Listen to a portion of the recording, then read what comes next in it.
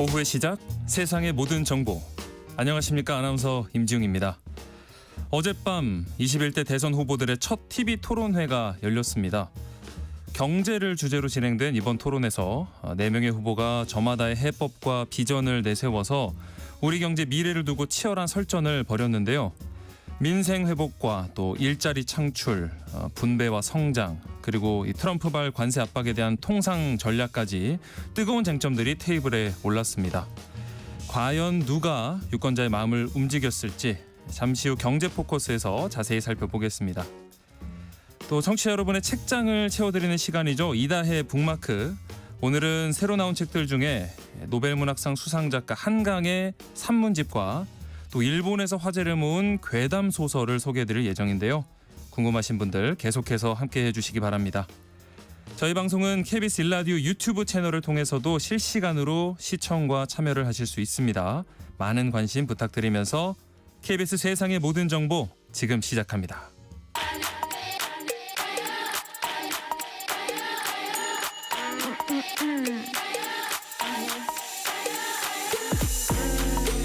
혹시 뉴스 빠뜨리셨나요? 한낮에 전해진 소식들 꼼꼼히 정리해드리겠습니다. 오늘의 뉴스 조현정 시사평론가와 함께합니다. 안녕하십니까? 네, 안녕하세요. 반갑습니다. 네, 반갑습니다. 네, 이제 공식 선거운동 둘째 주를 맞이했습니다. 오늘의 화두는 단연 어제 있었던 첫 대선 TV 토론회가 될 것 같은데 경제 분야를 주제로 대선 토론회가 진행이 됐습니다. 그 내용부터 먼저 정리해 볼까요? 네, 어제 밤에 했지만 또 재밌게 이렇게 눈여겨보신 분들 많으실 것 같아요. 네. 지금 하루 지나고 나오고 있는 평가들 정리를 해보면 좀 뭐 겉돌다 끝났다라거나 핵심이 없었다. 그러니까 전반적으로는 뭐 결정타가 없었다라는 총평이 나오고 있는데요. 네. 그럼에도 후보들 나름대로는 각자 본인이 생각하는 어떤 해결 방식을 좀 제시한 토론회였다 이렇게 보여집니다. 예. 어제 테마가 경제 분야였던 만큼 분배, 규제, 또 뭐 성장 이런 네. 내용들을 두고 공방을 벌였는데요. 예를 들어서 김문수 후보 같은 경우에는 소상공인에 좀 집중하는 모습이었고 네. 본인이 또 고용노동부 장관이었으니까요. 그래서 권영국 민주노동당 후보는 성장보다는 분배에 좀 더 방점을 찍는 내용이 있었고요. 예. 또 김문수 후보 규제혁파위원회를 만들어서 규제의 문턱을 낮추겠다 이런 거였는데 이재명 후보는 합리화된 규제가 좀 필요하겠다. 어느 정도 조금 선이 있어야 된다라고 받아쳤고요. 예. 특히 어제 좀 재밌게 많은 분들이 보셨던 게 이준석 후보하고 이재명 후보의 대립이었던 것 같아요. 그렇죠. 예. 네. 근데 이거는 사실 이준석 후보의 전략이라고 할 수 있거든요. 애초에 좀 김문수 후보 쪽에서 어떤 표를 가져오기보다는 그건 좀 더 회의적이니까 네. 이재명을 공략하자 이렇게 된 거 뭐 이런 거죠. 그래서 이 토론회 끝나고 실제로 이준석 후보 캠프 측에서도 이 전략을 인정했습니다. 네. 김문수 후보는 스스로 무너지고 있는 상황이라서 본인이 공격할 필요가 없었다. 그리고 국민의힘과의 연대는 고려하지 않고 있다. 뭐 이렇게 거듭 밝혔어요. 네. 그리고 뭐 중간중간에 김문수 후보하고 이준석 후보가 협공을 해서 이재명 후보를 이제 뭐 공략하기도 공격하는, 했고, 네. 네. 그래서 김문수 후보도 오히려 이렇게 가면서 좀 본인의 페이스를 찾는 그런 모습이었습니다. 네. 반면에 그 공격을 당하는 이재명 후보는 사실 독주 체제이다 보니까 지금으로서는 1위니까 그런 공격을 받는 거잖아요. 그렇죠. 근데 이제 나는 앞으로 잃지 말자 이런 전략을 가져가는 걸로 보여요. 흥분하지 않고 좀 안정감을 보여주려는 그런 시도가 읽혀졌고요. 네. 이준석, 이재명 이렇게 대립이 부각됐다면 한쪽에서는 또 김문수 후보하고 권영국 후보 맞아요. 신경전도 눈길을 끌었어요. 네. 김문수 후보는 노동운동, 뭐 본인이 노동운동을 했었고 고용노동부 장관 출신이다 이런 경력을 살리려고 했는데 또 권영국 후보는 민주노동당이잖아요. 그렇죠. 여기가 네. 노동의 방점을 찍는 정당이다 보니까 노란봉투법 두고 설전을 벌이면서 노란봉투법 악법이라고 하는 사람이 노동부 장관 어디로 해먹었냐 뭐 이런 날선 네. 반응도 보였고요. 결국에 권영국 후보가 김문수 후보 악수도 거절해서 네. 이 모습이 굉장히 화제가 됐잖아요. 네. 이거에 대해서 권영국 후보가 오늘 CBS 라디오에 출연해서 설명을 했는데 김문수 후보는 불법 계엄에 대해서 한 번도 사과한 적이 없는데 그런 사람하고 악수하는 사과하는 게 이런 식으로 사과하지 않아도 괜찮다는 인식을 줄 것 같아서 내가 명확하게 의사를 표현해야 된다고 생각했다. 이렇게 설명하기도 했습니다. 네, 첫 번째 TV 토론이었고요. 다음 이제 두 번의 토론회가 남아 있는데 또 어떤 분위기로 또 어떤 이야기들이 나올지 관심을 갖고 지켜봐야 될 것 같습니다. 오늘 주요 일정을 한번 짚어볼까요? 먼저 더불어민주당 이재명 후보는 처음으로 수도권 이제 집중 유세에 나서네요. 네, 어제 그 5.18 광주민주화운동 기념식도 있었고 하다 보니까 대부분의 주자들이 호남으로 일제히 갔었어요. 예. 그러다가 이재명 후보 영호남 유세 일정 다 마치고 이번 주에는 본격적으로 수도권 네. 여기가 이제 전체 유권자의 절반가량 차지하는 최대 승부처라고 할 수 있잖아요. 네. 수도권에서 중도층 표심을 집중하는 것에 이번 주 아주 사활을 걸 전망입니다. 예. 특히 오늘은 유세 현장에 방탄 유리막을 사용한다는 얘기가 있었어요. 네네네. 그래서 관심이 모아지기도 했는데 그만큼 정치인들에 대한 신변 안전 우려가 또 나오고 있는 상황인 거고 예. 이재명 후보는 오늘 오전에는 서울 용산구 대한노인에 방문한 뒤에 백범 김구 선생 묘역을 참배하면서 첫 서울 일정을 시작했고요. 오후에는 용산역 광장에서 집중 유세를 진행합니다. 네. 또 영등포구 타임스퀘어, 마포구 KTNG 상상마당 잇따라 방문해서 지지자들과 만날 계획입니다. 예. 그리고 국민의힘 김문수 후보도 서울에서 유세를 이어가는 것 같은데 오늘 좀 다양한 유권자들을 만날 예정이라고요. 네, 김문수 후보 선거 컨셉이 모두의 내일을 위한 행보예요. 그래서 모두라는 거에서 오늘은 노인, 청년층, 각계각층을 두루 만나는데요. 네. 오전에는 대한노인회를 찾아서 건의사항 듣고 서울 청계광장에서는 청년 공약을 발표합니다. 네. 성년의 날 맞아서 중구 청계광장에서 공정채용법 제정, 또 군 가산점제 도입, 청년층 주거비 부담 완화 이런 식으로 청년 정책을 집중적으로 오늘 발표할 계획이고요. 저녁에는 서울역 광장으로 가서 유세하면서 퇴근길에 시민들을 만날 예정입니다. 네. 이번에 아무래도 선거 운동 기간이 짧다 보니까 뭐 토론회 전후로도 이렇게 바쁘게 움직이는 모습입니다. 개혁신당 이준석 후보 일정도 한번 정리해 볼까요? 네, 이준석 후보 서울시장 주재 토론회에 참석한 다음에 광주로 갑니다. 예. 금호타이어 광주공장 화재 현장 가서 이재민들 위로하고 광주 복합 쇼핑몰 추진 현장 방문해서 지역 주민들의 애로사항을 청취할 예정이고요. 네. 또 퇴근길에는 광주 종합버스터미널 앞에서 집중 유세 펼치면서 이준석 후보는 아무래도 호남 지역 표심 공략에 오늘 나서게 됩니다. 예. 여기에 또 덧붙여서 권영국 후보 이야기를 하면은 오전에 GM 부평공장으로 가요. 그래서 정책협약식 참석한 후에 그다음엔 바로 울산으로 갑니다. 오후에. 그래서 네. 현대자동차 울산공장, 현대중공업 여기 퇴근하는 노동자들 대상으로 해서 유세를 펼치고요. 또 현대차 사내 하청업체인 이수기업 해고노동자 농성장, 울산과학대 농성장 찾아서 간담회도 가질 예정입니다. 네. 그래서 오늘 오전에 이제 김문수 후보와 이준석 후보가 외부 행사에서는 처음으로 만났어요. 네. 이 자리가 또 눈길을 좀 끌었습니다. 네, 이게 오세훈 서울시장이 주재한 서울 토론회예요. 토론회. 네. 여기에 김문수 후보, 이준석 후보가 나란히 참석하는 거고 어제 물론 TV 토론회에서 만나기는 했지만 이런 식으로 외부 일정에서 대면하는 건 처음입니다. 예. 특히나 이 두 사람 하면은 단일화를 통해서 뭐 반면 빅텐트가 되는 거 아니냐 여기에 관심이 쏠리다 보니까 그렇죠. 두 사람 만남에 주목이 된 건데 이 만남을 두고도 각자 서로 다른 해석을 내놓고 있어요. 네. 이준석 후보는 계속해서 연대 가능성 없다라는 건데 김문수 후보 측은 단일화 가능성을 염두에 둔 자리다라고 이렇게 좀 얘기를 했더라고요. 네. 그런가 하면 또 갑작스러운 소식은 기호 6번이 지워지게 됐습니다. 맞습니다. 예, 네. 중간에 이렇게 또 사퇴를 했어요. 맞아요. 네. 구주와 자유통일당 후보인데 이분이 이 김용현 전 국방장관 변호를 맡고 있거든요. 네. 네, 어제 중앙선관위가 후보 사퇴서 제출했다고 공개를 했어요. 네. 그럼 어떻게 되느냐? 일단 선관위 홈페이지에서 구주화 후보 이름은 삭제됐습니다. 예. 그럼 우리가 받을 투표용지는 여기에 관심이 쏠리는데 그 이름이 이미 프린팅이 돼서 그 이름하고 사퇴라고 이렇게 나오는 거죠. 네, 네. 그래서 총 후보는 7명이었다가 이제 6명으로 줄어들게 된 거고요. 네.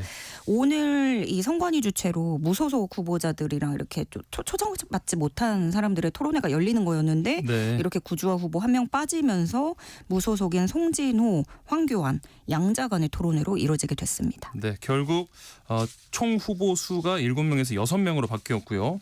투표 용지에는 여전히 이름은 있지만 사퇴라고 표시가 네. 된다라는 지점입니다. 한낮의 교양 파트너 여러분께서는 세상의 모든 정보와 함께하고 계십니다. 이제 이재명 더불어민주당 후보가 이제 개헌 공약을 던졌어요. 그러면서 뭐 개헌 이야기가 이전부터는 좀 있었지만 네. 이렇게 되면서 이번 대선에 좀 커다란 키워드가 되는 모양입니다. 네. 네. 이전부터 말씀하신 대로 이전부터 개헌 얘기가 그렇게 불붙고는 있었지만 지금 1위 후보가 딱 던진 거예요. 네. 어제 개헌 공약을 이재명 후보가 공개했습니다. 예. 이재명 후보의 그림은 4년 연임제예요. 그렇죠. 예, 그래서 이렇게 해서 4년 텀으로 그 대통령에 대한 그 중간 평가를 국민들이 좀 해보자. 네. 또 결선 투표제를 넣어서 대통령이 과반의 지지를 확보하게끔 하자. 어떤 정당성, 정통성을 이어가자라는 거죠. 네. 그래서 골자는 대통령 권한은 분산하되 책임은 강화하자라는 건데 예. 그러면서 또 이제 보수 진영 쪽에서 나오는 대통령 임기 단축 개헌 주장에는 이재명 후보 측은 선을 긋고 있습니다. 네. 근데 이재명 후보가 그동안 최근에는 이 개헌 얘기를 자제하면서 그렇죠. 반대하는 거 아니냐 했지만 사실은 그 전에는 민주당 내에서 대표적인 개헌론자 중에 한 명이긴 했어요. 예. 근데 이제 탄핵 정국 이후에 최대한 우리가 내란 종식에 방점을 찍자라고 하면서 이 내용을 언급하는 걸 자제했던 건데 아무래도 어제 이 개헌 공약 발표한 거는 5.18 민주화 운동하고 좀 관련이 있다 이렇게 볼 수 있겠습니다. 예. 이 5.18 45주년 맞아서 5.18 정신 헌법 전문 수록을 약속했기 때문인데요. 네. 어쨌든 이재명 후보가 이렇게 개헌론 꺼내드니까 김문수 후보도 또 가만히 있을 수가 없는 거예요. 근데 이재명 후보의 개헌론이 4년 연임제다라고 하면 김문수 후보의 개헌론은 4년 중임제입니다. 그러니까 연임제는 같은 사람이 두 번까지 번. 대통령을 할 수 있고 네. 중임제는 그 수에 상관이 없이 언제라도 거듭해서 선거에 나올 수 있는 거예요. 네네. 김문수 후보는 이런 중임제를 주장하는 거고 그리고 이번만 대통령 임기를 3년으로 줄이자. 왜냐? 그렇게 하면 2028년이 되면 총선 대선을 동시에 치를 수 있는 타이밍이 된다. 시기를 이제 좀 맞출 수가 있다는 거죠. 4년마다 또 열리고. 네. 네. 그래서 이 내용은 그동안 뭐 한덕수 전 총리라든가 뭐 한동훈 전 대표 이렇게 여권의 과거 대권 주자들이 주장을 해왔던 내용이라서 네. 어떤 범보수 진영을 좀 더 포석해보자. 이런 걸로 보여요. 네. 또 김문수 후보 측은 이재명 후보가 주장하는 4년 연임제를 두고 물론 이게 두 번까지니까 8년을 넘을 수는 없지만 이걸 두고 김문수 후보 측은 이재명 후보가 장기 집권의 여지를 두고 있는 게 아닌지 밝혀야 된다. 뭐 이렇게 네. 날을 세우기도 했고요. 두 후보 주장의 공통점은 결국에는 지금의 이런 제왕적인 대통령제는 해소해야 된다. 그렇죠. 그런 게 필요하다라는 건 공감대를 이루고 있는 건데 사실 이런 식으로 강론에서는 또 굉장히 다르고 접점을 찾기가 어려워서 대선 막판까지 계속해서 또 쟁점이 될 것으로 보여집니다. 네. 이제 또 뭐 커다란 화두로 떠올랐기 때문에 앞으로 어떻게 진행이 될지 한번 지켜봐야 될 것 같고요. 그리고 주말 사이 윤석열 전 대통령이 국민의힘을 자진 탈당했습니다. 이제 대선이 정말 며칠 안 남았는데 아무래도 김문수 후보의 지지율과 이게 무관치 않아 보여요. 네. 그러니까 그동안 뭐 국민의힘 내부에서도 윤석열 전 대통령 향해서 탈당해야 된다 이런 네. 요구가 있긴 했잖아요. 네네. 그런데 김문수 후보 측에서는 이러지도 저러지도 못하고 있었어요. 네. 중도층 생각하면 계엄의 강을 끊어내야 될 것 같지만 집토끼까지 놓칠까 봐 그런 우려가 있었던 건데 네. 물론 또 국민의힘에서는 이 탈당 문제를 공감을 하면서도 공개적으로 이게 또 얘기가 나오면 부담스럽거든요. 그렇죠. 그렇죠. 그러다 보니까 물밑에서 긴밀하게 얘기를 했을 수도 있습니다. 그래서 김문수 후보 측에서 사실은 윤 전 대통령에게 요청을 했을 것이다. 뒤에서. 네. 이런 관측도 있어요. 네. 일단 윤 전 대통령은 쫓겨나는 게 아니라 자진 탈당한 그림으로 마무리를 지었습니다. 네. 네. 그래서 어쨌든 그 정통 지지층들의 반발은 일단은 크지 않을 것으로 보여지고요.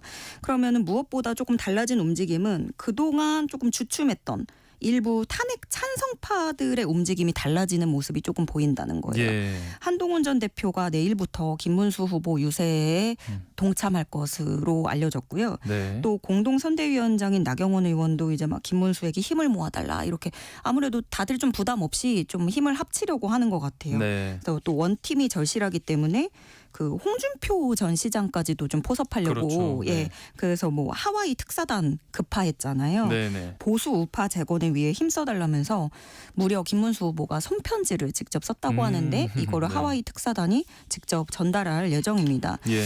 근데 그렇지만 또 일각에서는 윤 전 대통령 탈당했다고 해서 대선에 미치는 영향이 그리 크진 않을 것이다. 이렇게 보는 시각도 사실은 커요. 워낙 시간도 얼마 안 남았고요. 네. 왜냐하면 진작했어야 되는데 이게 타이밍상 너무 효과가 떨어질 것이다. 그리고 탈당하는 상황에서 대선 승리를 이야기하면서 뭐 얘기를 한 게 결집이 얼마나 그게 될 수 있겠느냐. 이것도 네. 좀 미지수인 부분이고요. 윤 전 대통령 오늘 두 번째 포토라인에 섰는데 예. 관련한 언급 없이 그대로 재판장으로 들어갔습니다. 네. 어쨌든 이 윤 전 대통령 탈당 두고 민주당 의원들은 꼼수 탈당이다, 선거용 탈당이다 이러면서 비난을 쏟아냈고요. 이준석 후보도 역겹다 이렇게 좀 다소 수위 높은 표현을 써서 비난했습니다. 네. 그런가 하면은 이 한때 보수 진영에 몸담았던 정치인들이 지금 뭐 더불어민주당 이재명 대선 후보를 지지한다 뭐 이렇게 많이 밝히고 있고 또 입당도 이뤄지고 있어요. 네. 네. 이게 이 빅텐트 하던 거는 사실 보수 진영인데 정작 이재명 후보 쪽에서 더 빠르게 움직이고 있는 모습이에요. 오늘까지는. 네. 먼저 국민의힘 탈당해서 무소속이었던 김상욱 의원이 어제 더불어민주당에 공식 입당했습니다. 네. 국민의힘을 탈당한 지 열흘 만이고요. 이로써 민주당은 의석이 171석이 됐어요. 예. 그리고 김상욱 의원이 또 울산 지역구잖아요. 네. 그러다 보니까 이 울산 지역의 정치 지형도 달라집니다.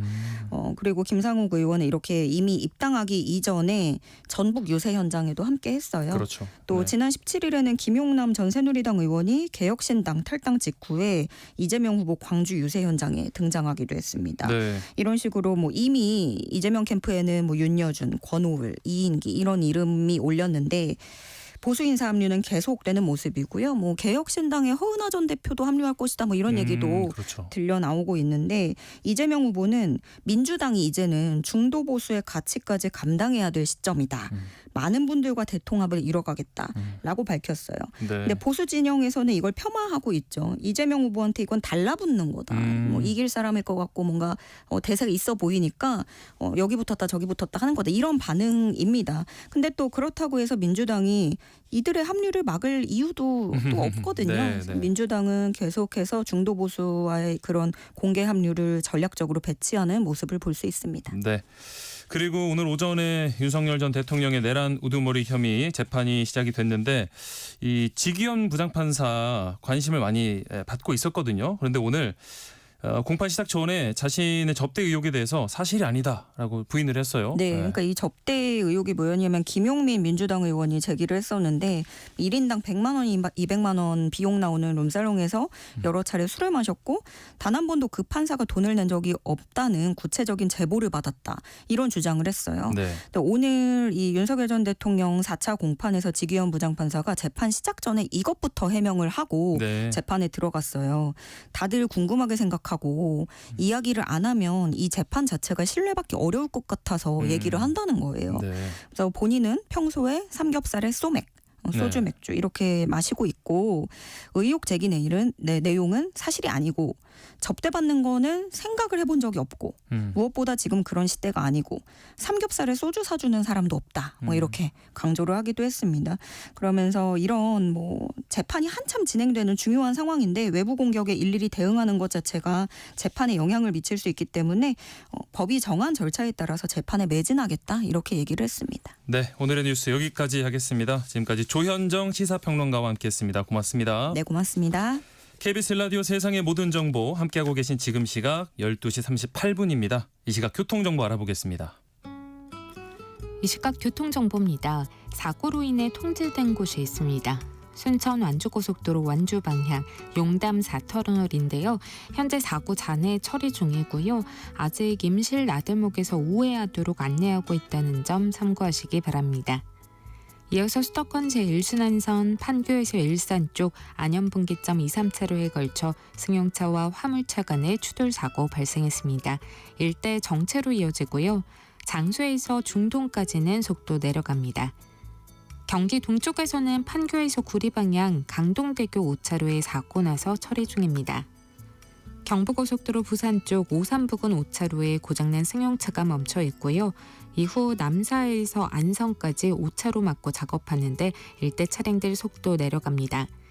이후 대전 터널 안 작업으로 일대 정체돼 있고요. 또 영동 1터널에서 영동 3터널까지 작업으로 2개 차로 통제인데요. 이 여파로 금강나들목부터 밀려 지납니다. 터널 안 작업은 사고로 이어지기 쉬운 만큼 속도 더 줄여서 안전하게 이동하시기 바랍니다. KBS 교통정보센터 서휘영입니다. 세상의 모든 정보는 청취자분들의 관심과 참여를 기다립니다. 방송 들으시면서 궁금한 점이 있거나 의견 공유하고 싶은 분들 계시면 문자 보내주세요. 추첨을 통해 모바일 쿠폰 보내드리겠습니다. 참여하실 번호는 샵 9730이고요. 짧은 문자 50원, 긴 문자 100원의 이용료가 부과됩니다. 콩 게시판을 통해서는 무료로 참여하실 수 있고요. KBS 1라디오 유튜브 채널을 통해서도 실시간으로 시청 참여하실 수 있습니다. 어제 경제 분야를 주제로 주요 정당의 대선 후보 4명이 첫 TV 토론회를 가졌습니다. 후보마다 굵직한 정책 청사진을 제시하면서 치열하게 맞붙었는데요. 미국이 책정한 상호관세 유예 종료 시점이 어느덧 50여일 앞으로 다가왔고 이 트럼프 2기의 거센 관세 파고를 돌파할 대선 후보들의 구상과 향후 전망까지 살펴보겠습니다. 월요일 경제 포커스 KBS 허효진 기자와 함께합니다. 안녕하십니까? 안녕하세요. 네. 어제 이제 TV 토론회에서 저성장 극복과 또 민생 경제 활성화 방안 각 후보들이 해법을 내놨는데 한번 살펴볼까요, 먼저? 네, 한마디로 정리를 해보자면 이재명 민주당 후보는 정부 주도로 뭔가를 해보겠다. 네. 또 김문수 국민의힘 후보는 일자리 중심이라고 할 수 있을 것 같습니다. 네. 이재명 후보나 김문수 후보 모두 1호 공약으로 경제를 세웠거든요. 그렇죠. 네. 그만큼 이제 우리 경제가 지금 처한 이 상황이 어렵고 또 국민들의 먹고 사는 문제가 그만큼 중요하다 이렇게 보는 거겠죠. 예. 이재명 후보는 어제 토론회에서 단기적으로 지금 당장 서민 경제가 너무 어렵기 때문에 정부가 역할을 해야 한다고 했습니다. 당선하게 되면 곧바로 2차 추경을 실시하겠다고 했거든요. 그러니까 돈을 풀어서 일단 내수 경제를 활성화하겠다는 구상입니다. 네. 장기적으로는 AI 산업 등의 신산업 육성이 필요하다고 말했습니다. 김문수 후보는 1호 공약이 기업하기 좋은 나라였거든요. 예. 그래서 어제도 역시나 기업이 좋은 일자리를 만들 수 있도록 규제를 완전히 판가리하겠다고 말했습니다. 이 일자리를 만드는 기업에 대해서는 특별 혜택을 많이 줄 수 있게 하겠다고 했는데요. 그리고 앞서서 공약집 같은 걸 통해서 이제 법인세나 상속세를 깎아주는 방안, 노동 시간 등도 유연하게 조정할 수 있겠다고 이미 밝힌 바가 있습니다. 예. 또 각 대학의 연구개발 부문을 확실하게 지원하겠다고 강조했습니다. 네. AI 산업이 중요하다. 이런 거에 있어서는 두 후보 간에 특이의 차별점이 있지는 않았고요. 네. 이준석 후보는 이재명 후보를 좀 비판하는 데 집중했다고 볼 수 있겠는데 이제 이재명 후보의 방안을 돈풀기식 괴짜 경제학이라고 규정지었습니다. 네. 경제 성장은 그런 식으로 이루어지지 않는다. 이렇게 포퓰리즘이 아니라 돈풀기가 아니라 교육과 성장성으로 대한민국을 다시 성장시킬 것이라고 강조를 했고요. 네. 이 권영국 후보는 증세를 통한 불평등 해소를 1호 공약으로 꼽았습니다. 그래서 상속 증여세를 대폭 인상하고 부유세를 신설하는 등의 방법을 통해서 강력한 재분배를 하겠다. 네. 또 이 재원을 가지고는 청년층 지원하고 자영업자와 저소득층의 부채 탕감에 활용하겠다고 밝힌 바가 있습니다. 예. 사실 지금 차기 정부가 당면한 과제 중에 가장 시급한 게 이 트럼프발 관세 폭탄이 될 텐데 이 미국이 제시한 유예 종료 시점이 7월 8일이에요. 그러니까 대선이 끝나고 약 한 달 정도 시간이 남는 건데 이 대선 후보들 대응 방법을 보면은 조금 차이가 있는 것 같습니다. 네, 특히 이제 속도에서 분명한 이제 차이점을 드러냈는데요. 네. 이재명 후보는 아무래도 의도적인 지연 전략을 쓰고 있다고 봐야 될 것 같아요. 예. 이제 어제 토론회에서도 가장 중요한 원칙은 국익이다 이렇게 얘기를 했지만 이제 미국이 요구하는 걸 100% 관철하려는 건 아닐 것이다. 그렇기 네네. 때문에 먼저 나서서 협상을 조기 타결할 필요가 없다고 말했습니다. 네. 관세 협상 후에는 장기적으로 수출 시장과 생산과 수출 품목의 다변화를 꾀해야 한다고도 덧붙였거든요. 네. 이재명 후보는 이제 이 미국의 관세 정책 대응을 위해서 이 외교안보 보좌관으로 대미 강경파라고 하는 김현종 전 통상교섭본부장을 선임을 했어요. 그렇죠. 네. 미국을 잘 알고 또 공격적인 것으로 좀 유명한 분인데 네. 이분이 최근 이제 백악관 고위 관계자와 만난 자리에서도 이 협상의 시간이 더 필요하고 또 이제 관세가 좀 수용 가능할 정도여야 된다 이런 식으로 입장을 전달했다고 하거든요. 네. 그러니까 협상 테이블을 꾸리기 전까지는 최대한 시간을 끌고 또 이후에는 좀 뭐 한국이 강점을 지닌 뭐 조선업이나 뭐 에너지 뭐 이런 카드들을 가지고 최대한 좀 공격적으로 나서지 않을까 이렇게 네. 예상이 되고 있습니다. 네. 김문수 후보는 우리나라만 예외가 될 수는 없다고 보는 입장이고요. 그래서 취임 즉시 한미 정상회담을 추진하겠다고 했습니다. 예. 그러니까 오히려 이제 속도전을 펼쳐서 이 불확실성을 이제 조기에 해소하겠다 이런 데 주력을 하고 있는 것으로 보여요. 네.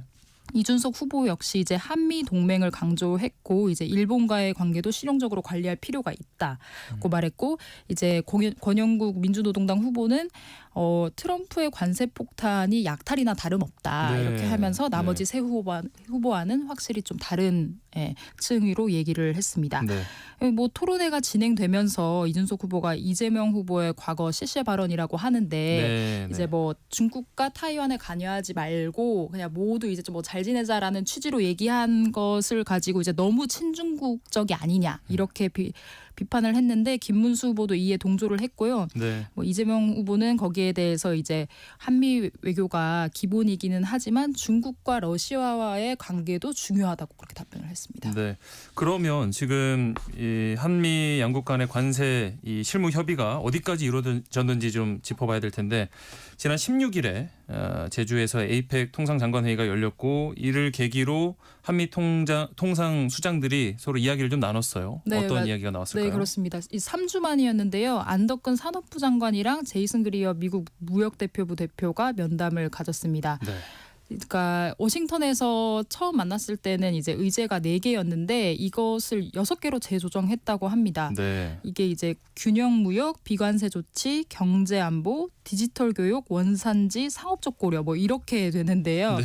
이제 산업부 장관 설명에 따르면 이 6개 의제가 이제 한국 맞춤형으로 이렇게 설정이 된 게 아니라 뭐 워낙 지금 협의하고 있는 나라가 많잖아요. 미국이. 그러니까 모든 나라에 적용되는 어떤 기본 틀 같은 거라고 설명을 했어요. 예. 그래서 우리한테는 뭐 원산지나 상업적 고려 같은 부분은 뭐 해당 사항이 없는 것 같고요. 네. 이제 디지털 교육 같은 부분은 미국 측이 원하는 구글의 정밀지도 반출, 또 이제 뭐 얘기가 나왔던 소고기 수입 원련 제한 완화, 뭐 이런 것들이 다음 협의에서 구체적으로 나올 것으로 좀 예상이 되고 있습니다. 네. 이번 주에 이제 우리나라 대표단이 출국을 할 거고요. 그래서 이제 2차 기술 협의가 진행되는데 산업부와 관계부처로 구성된 이 대표단이 논의를 이제 이어나갈 방침입니다. 네. 그리고 이번에 미국 측에서 좀 이례적으로 우리 조선업계와 면담을 먼저 이렇게 요청을 했더라고요. 네, 그러니까 이번 에이펙 통상장관회의의 주인공이 이제 그리어 대표라고 할 정도더라고요. 예. 그러니까 막 에이펙 회원국 각국 대표들이 이제 다 만나고 싶을 거 아니에요. 그렇죠. 그래서 이제 10분 단위로 이렇게 릴레이 면담을 했다고 하거든요. 쪼개기 네. 면담을 했다고 하는데 이제 그런 와중에서도 이제 방한 전에 이 조선 기업들에게 먼저 네. 면담을 요청을 했다고 합니다. 그래서 우리 한국 특수선 분야에 유명한 이제 HD 현대와 한화오션이 제주를 찾았고요. 네. 그래서 이 각사와 1시간씩 총 2시간을 할애해서 이 조선 협력 방안을 논의했다고 합니다. 네. 그러니까 오히려 이제 뭐 각국 대표보다도 네. 조선 기업들에 더 신경을 쓴 거라고 봐야 될 것 같은데요. 그렇죠.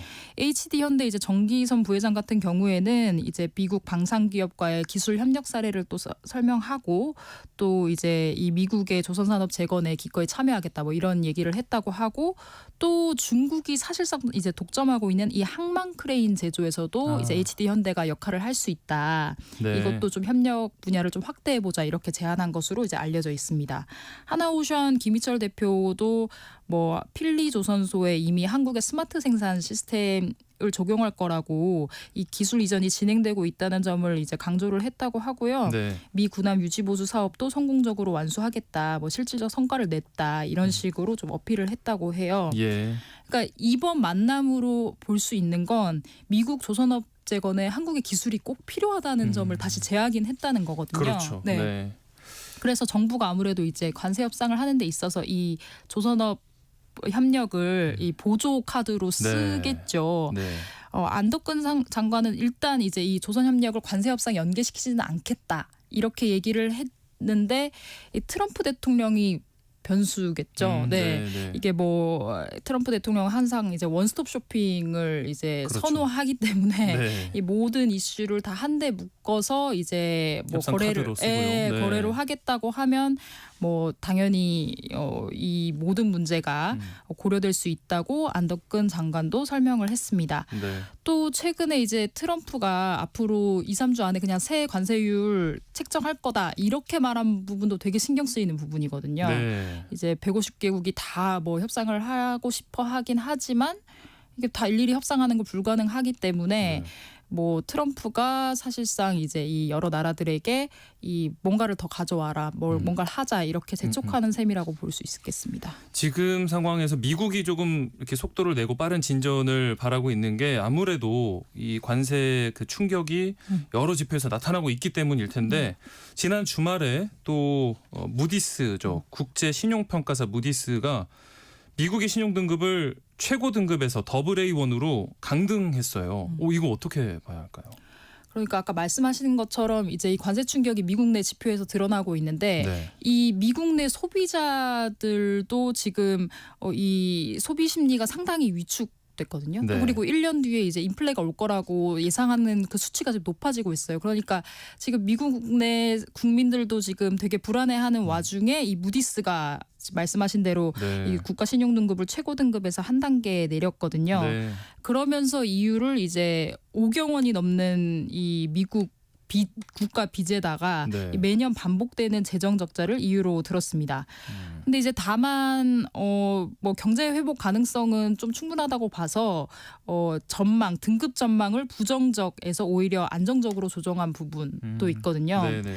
어쨌든 그런데 이번에 무디스가 이걸 낮추면서 3대 신평사에서 모두 다 미국의 신용 등급을 한 단계 무디스가 내린 셈이- 마지막으로. 네, 셈이 됐습니다. 그러니까 피치가 2023년 8월에 내렸다고 하고 스탠더드 앤 푸어스가 2011년에 네. 내렸다고 해요. 네. 그러니까 백악관은 그래서 이에 대해서 이제 이게 다 바이든 정부 탓이다라고 하면서 책임을 돌리기는 했는데 이제 조금 뭐 눈여겨봐야 될 부분은 오히려 이것을 명분 삼아서 앞으로 미국 정부가 국가 채무를 줄이기 위해 역점을 둘 것으로 보이고 네. 또 그렇다고 하면 이게 통상 정책에도 큰 영향을 미칠 거다. 네, 네. 예, 그런 게 이제 대부분의 예상이기도 하고요. 그렇기 때문에 이제 관세 드라이브를 더 강력하게 걸 것으로 보이거든요. 네, 네. 근데 이제 뭐 이 무디스 신용등급 하락과 관련해서는 좀 뭐 예측이 여러 가지로 엇갈리는데 이 중론을 보자면 이 미국의 높은 재정 적자나 이 국가 빚이 뭐 하루 이틀 일이 아니고 만성적인 그렇죠. 이슈이기 때문에 네. 이제 뭐 이 시장에 주는 충격은 제한적일 거다. 그렇게 보는 게 대부분이지만 일부는 이제 이미 이 불안감이 높아진 이 시장에 신용등급 하락까지 나왔으니 겹치면서, 네. 이게 돌을 던지는 격이 될 수 있다. 네. 이렇게 보기도 합니다. 미국 국채를 파는 사람이 늘고 그러면 국채 금리가 상승하게 되고 이제 주식 시장도 출렁일 수 있다는 거거든요. 네, 그래서 실제로 국채 금리가 조금 올랐고 달러 가치는 좀 떨어졌다고 합니다. 또 반면에 안전자산인 금값은 소폭 올랐죠. 네. 우리 지금 증시도 이 신용등급 하락 여파로 6거래일 만에 하락. 코스피가 2,604원을 내줬다고 합니다. 네. 이런 트럼프를 상대로 우리가 우리 이익을 좀 최대한 방어하면서 또 미국 측의 기대도 또 들어줘야 되고요. 이 어디서 좀 힌트를 얻을 수 있을까요? 뭐 미중이나 미영 합의에서 좀 힌트를 얻어야 될까요? 네네. 뭐 최근 이제 중동 순방 같은 경우를 봐도 이 트럼프가 이 안보랑 이 투자를 패키지로 묶어서 이제 좀 했거든요. 네. 그러니까 이 트럼프는 어쨌든 과거에 연연하지 않고 상대방이 가진 것에 집중을 하면서 거래하는 이제 이 거래하는 식의 트럼프 외교를 좀 또 한 번 이제 확인했다고 볼 수 있고요. 네. 또 그래서 여기다가 이제 미중 합의 같은 경우에는 지금 뭐 완전한 합의라기보다는 휴전이란 단어가 좀 어울리겠죠. 네네. 지금 원래 이제 부과했던 관세를 이제 이전으로 되돌렸다는 정도로만 봐야 될 것 같고 네. 이 미중이 어떻게 풀어 나갈지는 또 계속 좀 지켜봐야 될 것 같습니다. 네. 미영 같은 경우에는 가장 뭐 합의를 먼저 타결하기는 했지만 사실 저희와는 완전 상황이 반대거든요. 달라서. 네. 예, 미국은 이제 영국을 상대로 이제 흑자를 보고 있고 우리는 이제 우리는 대미 무역의 수출 비중이 높고 네네네. 그렇기 때문에 좀 더 맞춰야겠죠. 상황을 지켜봐야 될 것 같습니다. 네, 세상의 모든 지식 월요일 경제 포커스 오늘 여기서 마무리하겠습니다. 허유진 KBS 기자였습니다. 고맙습니다. 감사합니다. 네, 저는 2부 1시에 다시 찾아뵙겠습니다.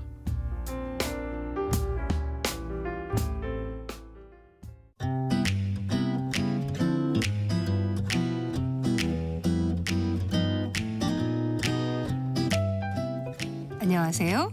바른말 고운말입니다. 일하는 분들 가운데는 직장에 나가서 일하는 분도 계시고 또 직장에 나가지 않고 집에서 일하는 분들도 계십니다. 이렇게 집에서 근무하는 것을 가리켜 보통 재택근무라고 하는데요. 그렇다면 자기 집이란 뜻을 가진 자택이란 표현을 넣어서 자택근무라고 하는 것과는 어떤 차이가 있을까요? 재택근무라고 하면 집에 회사와 통신회선으로 연결된 정보통신기기를 설치해 놓고 집에서 회사의 업무를 보는 일을 뜻합니다. 재택근무가 보편화되려면 각종 정보통신기기의 광범위한 보급이 필수 요건이라고 할 수 있는데 코로나19 시기에 재택근무가 가능했던 것도 이와 관련이 있죠. 반면에 자택근무는 다른 곳으로 가지 않고 자기 집에서 일한다라는 뜻으로 쓸 수 있는 일반적인 표현이고 한 단어가 아니므로 자택과 근무를 띄어서 쓴다는 점에도 차이가 있습니다. 업무와 관련된 사람이 사는 집을 뜻하는 표현 중에 사택, 관사, 관저 같은 것이 있습니다. 모일 사자를 쓰는 사택은 회사가 사원의 살림집으로 쓰기 위해 마련한 주택입니다.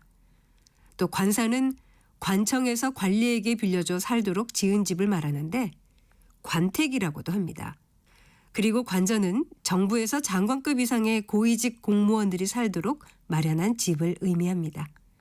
지금까지 바른말 고운말 아나운서 국혜정이었습니다.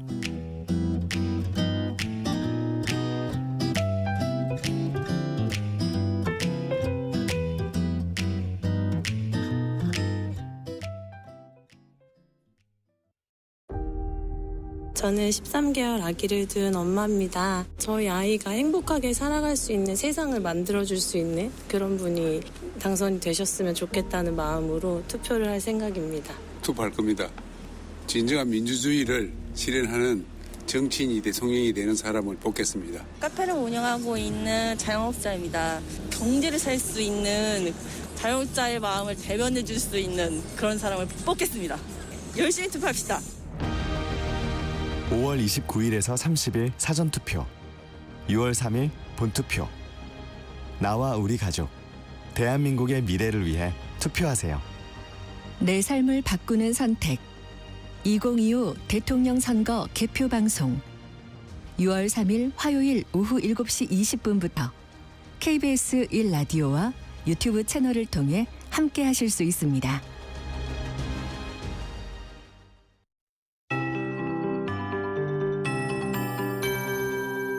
KBS 58분 날씨. 중부지방은 오후에 비 소식이 있습니다. 수도권과 강원 내륙 산지를 중심으로 밤에는 충청 북부와 경북 북부 내륙으로 확대되겠고요. 내일 새벽까지 이어지겠습니다. 예상 강수량은 서울을 비롯한 수도권과 강원 내륙 산지는 5에서 20mm, 충북 중북부 지역은 5에서 10mm, 충남 북부 내륙과 경북 북부는 5mm 미만이 되겠고요. 강원 동해안과 대부분의 남부지방, 제주도는 오늘 가끔 구름만 많이 끼겠습니다. 곳곳에는 바람이 강하게 불겠습니다. 특히 서해안과 강원도, 경상도 동해안과 경북 북동 산지는 내일까지 순간적으로 시속 55km 안팎의 돌풍이 부는 곳도 있어 시설물 관리와 안전사고에 유의하셔야겠습니다. 한낮 기온은 서울과 부산 21도, 대전 24도, 광주와 제주 25도, 강릉 대구 27도 등으로 동해안과 남부지방은 오늘 초여름 더위가 나타나겠습니다. 기온은 갈수록 더 오르겠습니다. 내일은 서울의 낮 기온이 27도, 대구 31도가 예상되고요. 모레도 내륙을 중심으로 30도 가까이 기온이 오르는 곳이 많겠는데요. 아침 저녁은 선선해서 큰 일교차를 주의하셔야겠습니다.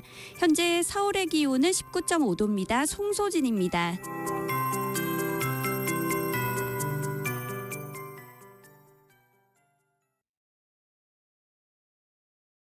정성을 다하는 국민의 방송 KBS가 한시를 알려드립니다. AM 711kHz, FM 97.3MHz, KBS 1라디오입니다. HLKA.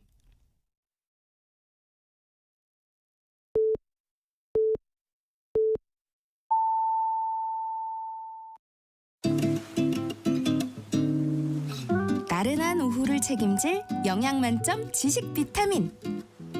세상의 모든 정보.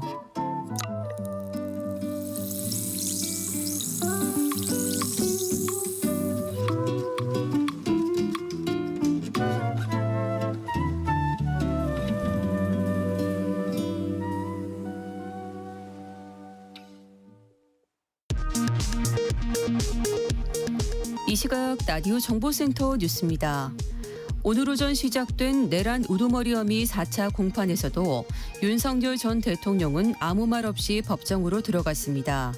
재판을 맡은 지기현 부장판사는 자신에게 제기된 접대 의혹은 사실이 아니라고 부인했습니다. 더불어민주당 이재명 대선 후보는 오늘 세대 공감을 하도록 서울 지역 유세에 나섰습니다. 국민의힘 김문수 대선 후보와 개혁신당 이준석 대선 후보는 서울시장 주재 토론회에 나란히 참석했습니다. SPC 계열사 제빵 공장에서 또 사망 사고가 났습니다. 오늘 새벽 경기도 시흥 SPC 삼립 시화 공장에서 50대 여성 근로자가 컨베이어 벨트 사고로 숨졌습니다. 김범수 SPC 대표이사는 사과문을 냈습니다. 고용노동부는 MBC 기상캐스터 고 오유한나 씨 사망 사건과 관련해 특별 근로감독을 실시한 결과 고인에 대한 괴롭힘이 있었다면서도 근로기준법상 근로자는 아니라 직장 내 괴롭힘은 적용되지 않는다고 밝혔습니다. 홈플러스 사태의 정점으로 지목돼 온 김병주 MBK 회장이 출국 정지됐습니다. 검찰은 김 회장의 휴대전화 분석을 마치는 대로 김 회장을 불러 조사할 방침입니다. 지금까지 라디오 정보센터 뉴스 정한나였습니다.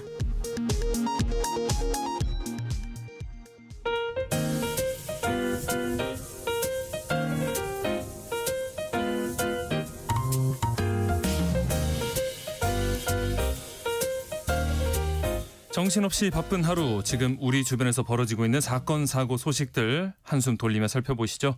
하프타임 뉴스 임선우 뉴스캐스터와 함께합니다. 안녕하십니까? 안녕하세요. 네, 이 SK텔레콤이 해킹으로 가입자 전원의 유심 정보뿐만 아니라 개인정보가 관리되는 서버도 공격을 받은 걸로 파악됐네요. 네, SK텔레콤 해킹 사건을 조사 중인 민관합동조사단이 오늘 2차 조사 결과를 발표했는데요. 네. 1차 조사 결과에서 악성 코드에 감염된 서버 5대 중 홈 가입자 서버 3대에서 가입자 식별번호, 인증키 등 유심 정보 내종을 포함한 25종의 정보 유출이 확인됐었는데 네. 2차 조사 결과 감염 서버가 18대 더 발견이 됐습니다. 총 23대 서버가 공격을 받은 건데 특히 감염이 확인된 서버 중 2대는 개인정보가 일정 기간 임시로 관리되는 서버로 조사됐다고 합니다. 네. 1차 조사 결과에서 가능성이 없다고 봤던 개인정보 유출 가능성이 가시화된 셈인데요. 빠져나갔을 수 있는 개인정보는 이름, 생년월일, 전화번호, 이메일 등 휴대전화 가입 시 남기는 정보들로 추정됩니다. 이 두 대의 서버는 통합 고객 인증 서버와 연동되는 기기들로 고객 인증을 목적으로 호출된 단말기 고유 식별번호와 개인정보를 저장했는데 탈취됐을 때 휴대전화 복제와 금융거래에 악용될 수 있는 것으로 우려돼 관심을 모았더니 단말기 고유 식별번호가 유출됐을 가능성이 있다는 이야기로 해석할 수 있겠고요. 예. 조사단은 두 차례에 걸친 정밀 조사 결과 방화벽에 로그 기록이 남아있는 지난해 12월 3일부터 지난달 24일까지 기간에는 데이터 유출이 없었다 밝혔지만 최초 악성 코드가 설치된 시점인 2022년 6월 15일부터 지난해 12월 2일까지 이 기간에는 로그 기록이 남지 않아 유출 여부는 확인하지 못했다 밝히면서 이 기간 핵심 정보 유출 가능성도 배제할 수 없게 됐습니다. 네. 1차 조사에서 유출이 파악된 유심 정보 규모만 10GB에 가까운데 네. 이 가입자 식별번호 기준으로 보면 2,700만 건에 육박해 SK텔레콤 가입자와 SKT회선을 쓰는 알뜰폰 가입자 모두를 합한 것과 비슷한 규모고요. 네. SKT에 대한 해킹 공격이 3년이라는 장기간에 걸쳐 이루어지고 또 피해 규모가 방대하다는 점에서 개별 기업 수준을 넘어서 국가 안보 차원에서 대책을 마련해야 할 문제로도 지적이 되고 있습니다. 네, 그리고 어제였나요? 이 제 267대 교황 레오 14세가 드디어 공식 즉위를 했습니다. 네, 현지 네. 시간 18일 바티칸 성베드로 광장에서 즉위 미사를 집전하면서 전 세계 14억 가톨릭 신자를 이끄는 교황직의 시작을 전 세계에 알렸습니다. 교황은 광장을 돌면서 신자들에게 미소와 함께 손을 들어 인사를 했고 신자들이 들어올린 아기들의 이마에 입을 맞추며 축복을 하기도 했는데요. 네. 역사적인 장면을 직접 보기 위해 전 세계에서 찾아온 신자 수만 명이 레오 14세의 즉위를 지켜보며 환호했습니다. 3시간 동안 이어진 미사에는 200여 개국 정부 대표와 종파를 초월한 여러 종교 지도자도 참석을 했는데요. 교황의 출신국 미국에선 벤스 부통령이 참석했고 외국 정상으로는 우르줄라 폰데어라이엔 EU 집행위원장부터 젤렌스키 우크라이나 대통령 등이 자리에 함께했고요. 펠리페 6세 스페인 국왕부부, 에드워드 영국 왕자 등 외국 왕족도 모습을 보였고 우리나라에선 유인촌 문체부 장관을 단장으로 하는 경축 사절단이 또 종교 지도자로는 염수정, 추기경 등이 함께했습니다. 네. 레오 14세 교황은 이날 미사에서 가톨릭 정통을 중시하면서도 이 가난한 자를 위해 봉사하며 전 세계 화합을 이끄는 하나된 교회를 만들어야 한다 강조했고요. 또 미사 도중 착용한 이 고리 모양의 흰색 양털띠 팔리움과 어부의 반지도 눈길을 끌었는데 네, 네. 이 팔리움은 길 잃은 양을 어깨에 메고 돌아오는 선한 목자로서의 사명을 뜻하고 어부의 반지는 베드로처럼 교회의 일치를 수호하고 신앙을 지키는 교황의 사명을 의미한다고 하네요. 네. 콘클라베에서 유력 후보로 거론됐던 루이스 안토니오 타글레 추기경이 레오 14세의 손에 반지를 끼웠고 팔리움은 마리오 제나리 추기경이 걸어줬는데 교황권의 상징물을 착용함으로써 교황으로서의 직무 시작을 공식적으로 선포한 의식이었고요. 이때 레오 14세 교황의 얼굴에는 감정이 북받치는 듯한 표정이 드러나기도 했습니다. 네. 이렇게 새로운 교황이 평화와 또 화합을 말하고 있는데 한편에서는 또 총성이 울렸습니다. 이스라엘군이 가자지구에서 대규모 지상작전을 개시했네요. 네, 이스라엘이 가자지구 공세 고삐를 쥐는 가운데 광범위한 새 지상작전을 개시했는데요. 성명을 통해 기디온의 전차작전의 일환으로 가자지구 북부와 남부 전역에서 작전을 시작한다 밝히면서 수십 명의 테러리스트를 제거하고 테러 기반 시설을 해체했으며 현재 주요 위치에 배치되고 있다 덧붙였습니다. 15일부터 가자지구에 대한 공습 강도를 끌어올린 이스라엘군은 앞서도 가자지구에서 작전 통제권을 확보하기 위해 광범위한 공격과 병력 동원에 돌입했다고 선언한 바 있는데 이스라엘 내각이 지난 4일 승인한 기디온의 전차 작전 계획에는 이스라엘이 가자지구를 재점령하고 영토를 유지하는 구상이 포함됐고요. 이날까지 나흘간 이어진 이스라엘군의 맹폭으로 가자지구 곳곳에서 400명 넘게 숨지고 북부에서는 다수 병원의 운영이 중단되기도 했습니다. 네. 그리고 우리 정부가 이 사직 전공의들을 위한 복귀 문을 곧 열어줄 걸로 예상이 되면서 이제 얼마나 많이 돌아올까 이 부분에 관심이 쏠리고 있습니다. 네, 취재를 종합해 보면요, 보건복지부는 이번 주 중 전공의 5월 추가 모집 방침을 확정하고 전국 수련병원을 통해 모집 공고 권고에 나설 걸로 보이는데요. 네. 대한수련병원협의회가 전공의 복귀 수요 조사 결과를 바탕으로 앞서 정부의 추가 모집을 공식 건의한 데 따른 움직임으로 풀이됩니다. 네. 레지던트 고년차가 내년 전문의 시험에 응시하려면 늦어도 이달 말일에는 수련을 시작해야 하기 때문에 전형에 드는 기간을 최소한으로 잡더라도 이번 주 중엔 공고가 나야 하는 상황이기도 하고요. 네. 관건은 말씀하신 것처럼 이 상반기 마지막 복귀문을 통해서 얼마나 돌아올지입니다. 네. 대학의학회를 통해 정부에 전달된 전공의들의 자체 설문에서는 최소 200명 이상이 즉시 복귀 의사를 표시한 것으로 알려졌고요. 대규모로 진행된 수련병원협의회 설문에선 그보다 더 많은 전공의가 돌아오겠다 밝혔습니다. 네. 해당 설문에선 애초 사직 전공의 전체 숫자인 10,000여 명보다도 많은 16,000명가량이 참여했는데 투표를 방해하기 위한 의도적인 중복 참여 정황이 확인돼 정리를 해놓고 보니까 실제 참여자 수는 3분의 1 수준이었다고 하고요. 네. 이 가운데 과반이 조건부 복귀를 택한 것으로 전해졌습니다. 대략 2,500명 정도인데 제대 후 복귀 보장, 5월 복귀 시 3개월 수련 인정, 필수 의료 패키지 재논의 등의 조건이 충족될 경우 돌아가겠다 답했습니다. 네. 또 이 같은 조건 없이 복귀하겠다는 전공의도 700에서 800명 가량으로 알려졌는데요. 다만 이 문항 자체 복귀 조건이 다소 모호한 데다 익명 설문이라는 점에서 이 가운데 얼마나 실제 모집에 응할지는 미지수입니다. 예.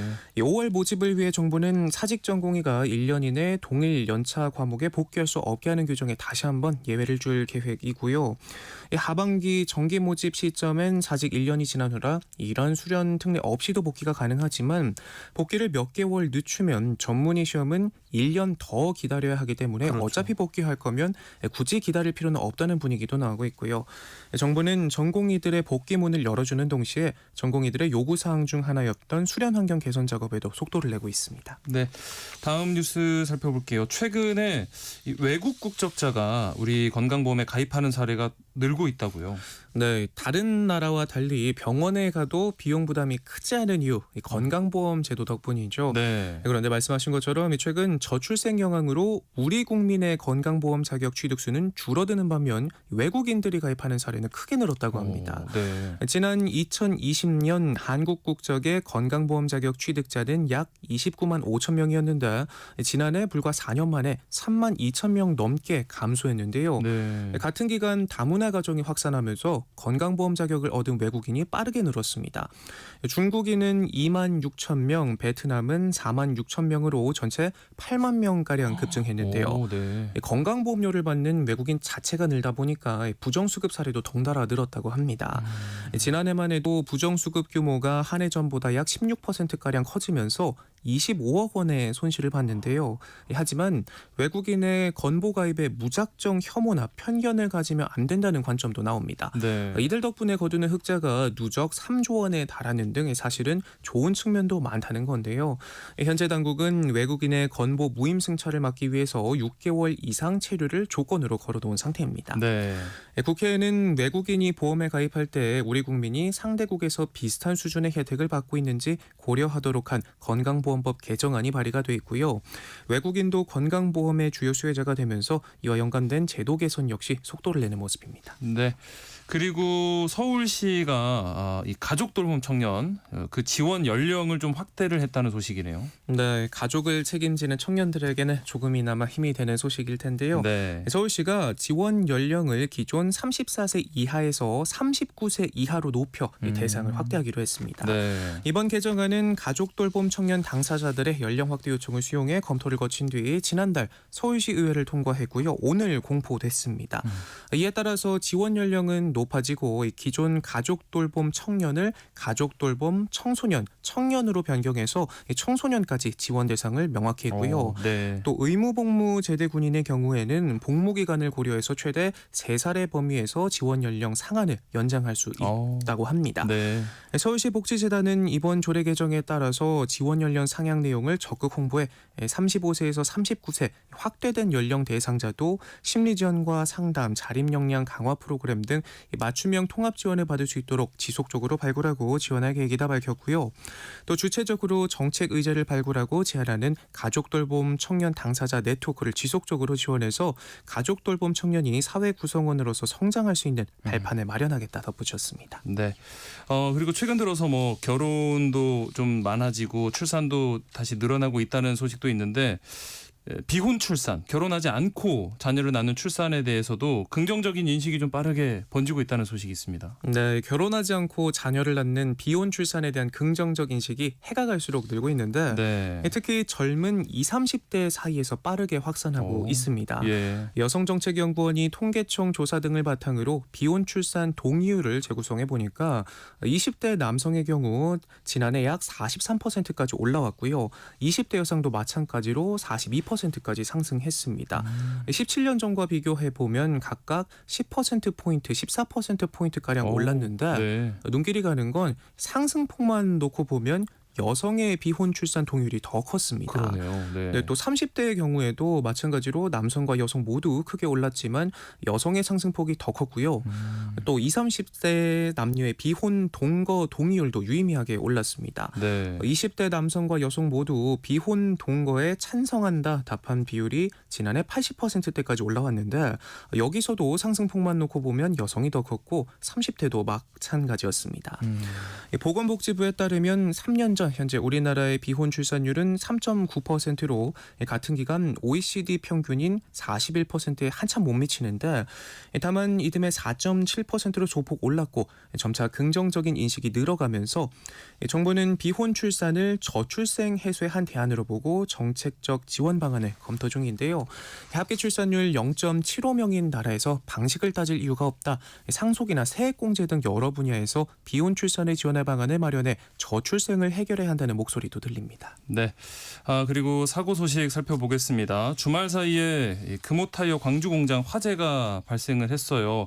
오늘 이제 사흘째인데 이제 소방당국이 막바지 진화 작업에 돌입을 한 상황이네요. 네, 토요일 오전 최초 신고가 접수됐는데요. 네. 화재 발생 32시간 만인 어제 이 큰 불길은 모두 잡혔습니다. 네. 눈에 보이는 불길은 잦아들었지만 말씀하신 것처럼 이 소방당국은 잔불을 잡기 위해서 화재 발생 사흘째인 오늘도 아침부터 막바지 진화 작전에 들어갔는데요. 네. 붕괴 위험이 있는 잔해를 걷어내고 남아있는 불씨들을 완전히 제거하면 오늘 중 완전 진화가 가능할 것으로 예상이 됩니다. 네. 대피했던 주민들도 불길이 잡히면서 귀가를 준비하고 있는데 하지만 인근 건물과 자동차 등의 타르가 섞이니 끈적한 분진이 내려앉는 등 2차 피해가 속출하고 있고요. 지자체는 공장 측과 오늘부터 주민 피해를 조사하는 한편 정부에 특별재난구역 선포를 요청하기로 했습니다. 예. 또 금호타이어 측도 화재 현장을 찾아 사과했는데요. 피해 규모가 확인되는 대로 최대한 보상될 수 있도록 노력하겠다. 재발 방지를 위해 최선을 다하겠다 입장을 밝혔고요. 피해 상황을 보면 해당 공장은 하루 3만 3천 개의 타이어를 만들어 왔는데 이번 불로 이 공장이 사실상 전소되는 등 피해가 막심합니다. 이와 관련 회사 측은 피해 복구와 생산 정상화를 위한 비상 대응 체제를 가동하고 있다 밝혔지만 장기간 생산 차질이 불가피해지면서 회사의 주가는 오늘 급락하기도 했습니다. 네. 그리고 계속해서 이 서울 서부지법 폭동 사태와 관련해서 1심 선고가 나오고 있는데 지금까지 선고를 받은 6명 모두 징역형 받았네요. 네, 지난 1월 윤석열 전 대통령 구속영장 발부 전후로 이 법원 안팎에서 난동을 부린 혐의로 기소된 사람들 가운데 현재까지 6명에 대한 1심 선고가 내려졌는데요. 모두 징역형이 선고가 됐는데 범행을 인정하고 반성하는 걸 참작한 경우에도 이 같은 판결이 내려졌습니다. 법원에 들어가 기물을 파손하거나 경찰을 폭행한 혐의를 받는 두 사람에게는 각각 징역 1년 6개월과 징역 1년이 선고됐는데 범죄 전력이 없는 초범인데다 혐의를 모두 인정하고 깊이 반성하고 있다는 점이 참작됐지만 실형을 피하지는 못했습니다. 현재 재판을 받고 있는 90여 명 중 상당수는 저항권을 주장하면서 혐의를 부인하고 있는데요. 재판부를 믿을 수 없다며 관할 이전 신청을 하고 법정에 나오지 않는 경우도 있는데 범행을 반성하지 않는 것도 양형가중 사유로 앞선 다른 가담자들의 재판보다 더 높은 형량이 선고될 수 있다는 전망도 나오고 있습니다. 네, 오늘 말씀 감사합니다. 하프타임 뉴스 임선우 뉴스캐스터와 함께했습니다. 고맙습니다. 고맙습니다. 네, 여기서 노래 한 곡 듣고 이어가겠습니다. 최근 비혼 출산에 대한 긍정적 인식이 높아지고 있다 말씀드렸는데 또 결혼 건수도 늘어나고 있고요. 2004년에 발매돼서 뭐 프로포즈 할 때나 결혼식 축가로 인기 있는 곡입니다. 이소라의 청혼 들려드립니다. 오늘 점심 메뉴 추천. 귀로 듣는 푸짐한 지식 한 상 어떠세요? 세상의 모든 정보. 아나운서 임지용입니다. 청취자 여러분의 책장을 알차게 채워드리는 이다혜 북마크 시내21 이다혜 기자 나와 계십니다. 안녕하십니까? 네, 안녕하세요. 네. 이번 주는 신간 이야기를 하는 시간인데 새로 나온 책들 중에 어떤 책이 눈에 띄는지 이야기해 보겠습니다. 오늘 첫 번째 책은 한강 작가의 산문집이에요. 이게 노벨문학상 수상 후 첫 번째 책이잖아요. 네, 맞습니다. 네. 뭐 노벨문학상 수상 이후에 한강 작가님 신간 기다리시는 분들 굉장히 많으셨을 텐데요. 네. 오늘 소개해드릴 책이 바로 그 신간입니다. 네. 소설 아마 많은 분들이 어떤 소설 나올까 그렇죠. 이거 굉장히 많은 호기심을 가지고 계실 것 같은데 아마도 제가 알기로는 올해 중에 난 나오지 않을까라고 예상은 하고 있고요. 네. 근데 이제 어쨌든 오늘 소개드릴 책은 산문집입니다.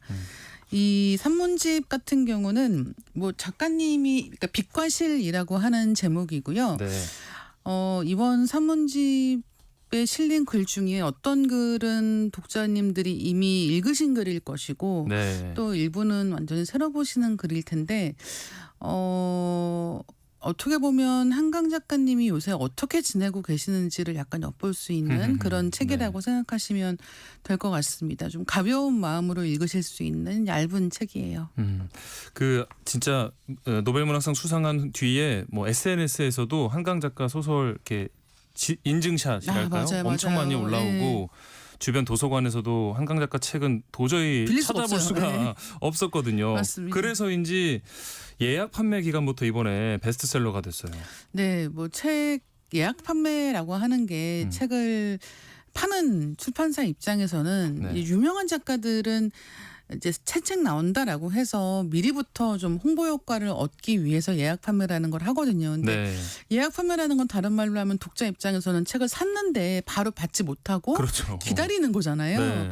네. 그래서 이 기간 동안에 판매가 잘 된다라고 하는 게 그만큼 독자들이 책을 기다리고 있다라고 하는 심리를 반증하는 것일 텐데 네. 뭐 한강 작가님의 빛과 실 같은 경우는 뭐 출간 예고 딱 나자마자 뭐 온라인 서점에서도 광고를 굉장히 크게 하기도 했고 예. 그리고 많은 분들이 구입을 했습니다. 저도 네. 사전에 이 예약 구매로 했었던 기억이 있고요. 네. 여성 독자들이 특히 많이 책을 구매했다고 해요. 전체 이 구매자의 한 70% 가까이가 여성 독자들이었다고 합니다. 예. 그리고 이 책에 또 주목되는 부분이 한강 작가의 노벨문학상 수상 강연문이 포함이 돼 있죠. 네, 사실 이 수상 강연문도 많은 분들이 또 이제 언론 통해서 미리 읽으신 분이 계시겠지만 네.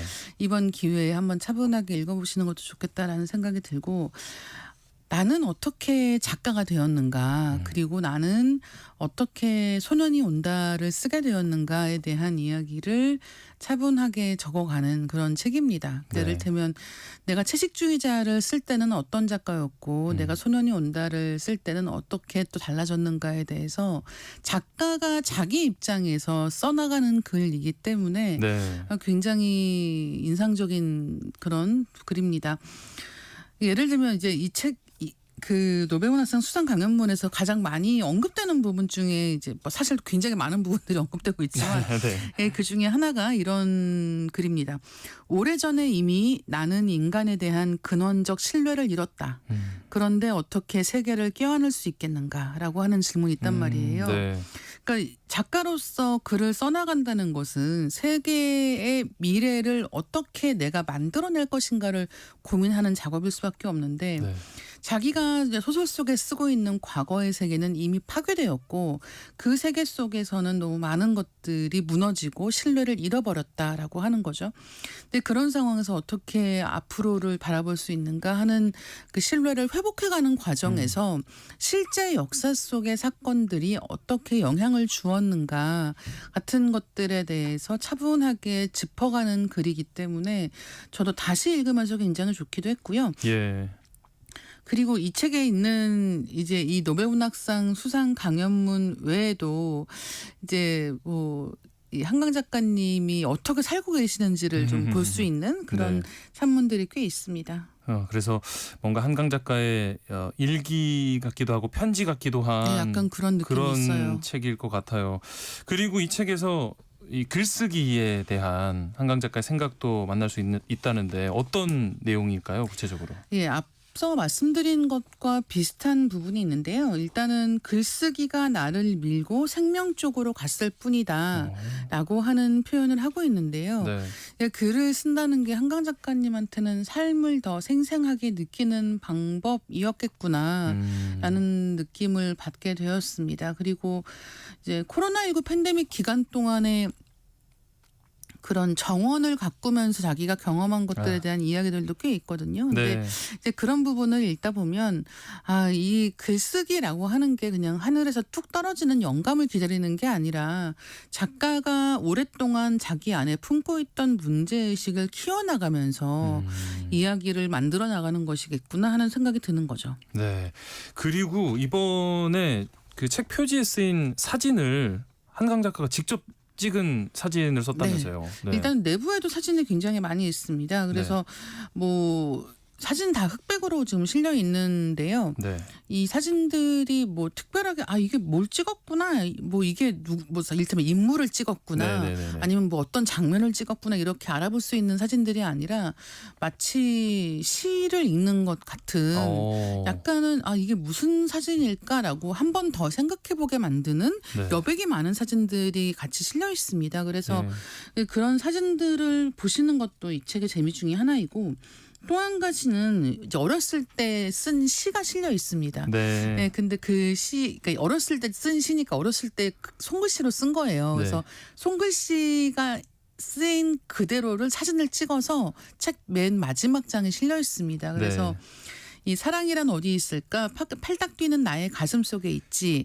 사랑이란 무엇일까? 우리의 가슴과 가슴 사이를 연결해주는 아름다운 금실이지라고 하는 시를 어렸을 때 쓴 거예요. 8살에 이런 시를. 그렇죠. 네. 굉장하지 않습니까? 그래서 이 어렸을 때 이 쓴 시를 발견하게 되면서의 이야기를 또 하고 있기 때문에 이 책 읽다 보면은 한강 작가님이 사실은 이렇게 무슨 인터뷰를 많이 하시거나 방송 활동하시는 분이 아니거든요. 맞아요. 네. 그래서 한강 작가님에 대해서 알기가 굉장히 어려운 부분들이 있는데 약간씩은 알 수 있는 그런 실마리가 되는 글들을 많이 만날 수 있습니다. 작가 한강이라는 이 사람과 조금 더 가까워질 수 있는 그런 맞습니다. 기회인 것 같아요. 특히나 아까도 잠깐 말씀해 주셨는데 북향정원이라는 이 챕터가 한강 작가의 어떤 집 이야기, 뭐 정원, 식물 이야기가 담겨 있다고요. 이 48살에 15평 대지에 딸린 10평 집을 사서 최소한으로 꾸미고 이제 입주를 했다는 거예요. 근데 그러니까 15평 대지에 10평이 집이니까 이제 조그마한 정원을 꾸밀 수가 있는 상황인 거죠. 근데 이 정원을 갖게 되면서부터의 이야기를 아예 하나의 챕터를 할애해서 이제 어떤 나무가 자라고 있고 어떤 꽃이 피었고 어떤 벌레가 지금 이 나뭇잎에 앉아 있고 이런 것들에 대해서 정말 짧게 쓴 글이 있습니다. 근데 뭐 이 글 자체가 뭐 엄청나게 문학적으로 아름답고 이걸 떠나서 우리가 살면서 그냥 매일매일 시간이 가는 것을 달력 볼 때만 알잖아요. 사실 달력 안 보면 오늘이 뭐 언제쯤 됐는지 맞아요. 뭐 여름이 얼마나 됐는지 알 수가 없단 말이죠. 근데 이렇게 매일매일 바뀌는 정원의 풍경을 바라본다는 게 혼자 있는 시간이 많은 작가한테 굉장히 즐겁고 유쾌한 일이었겠구나라는 생각이 들어서 저는 이 글도 굉장히 좋았습니다. 그 사실은 신비로운 존재인 이 한강 작가에 대해서 조금은 더 들여다볼 수 있는 그런 책이 될 것 같습니다. 다음으로 살펴볼 신간 어떤 책일까요?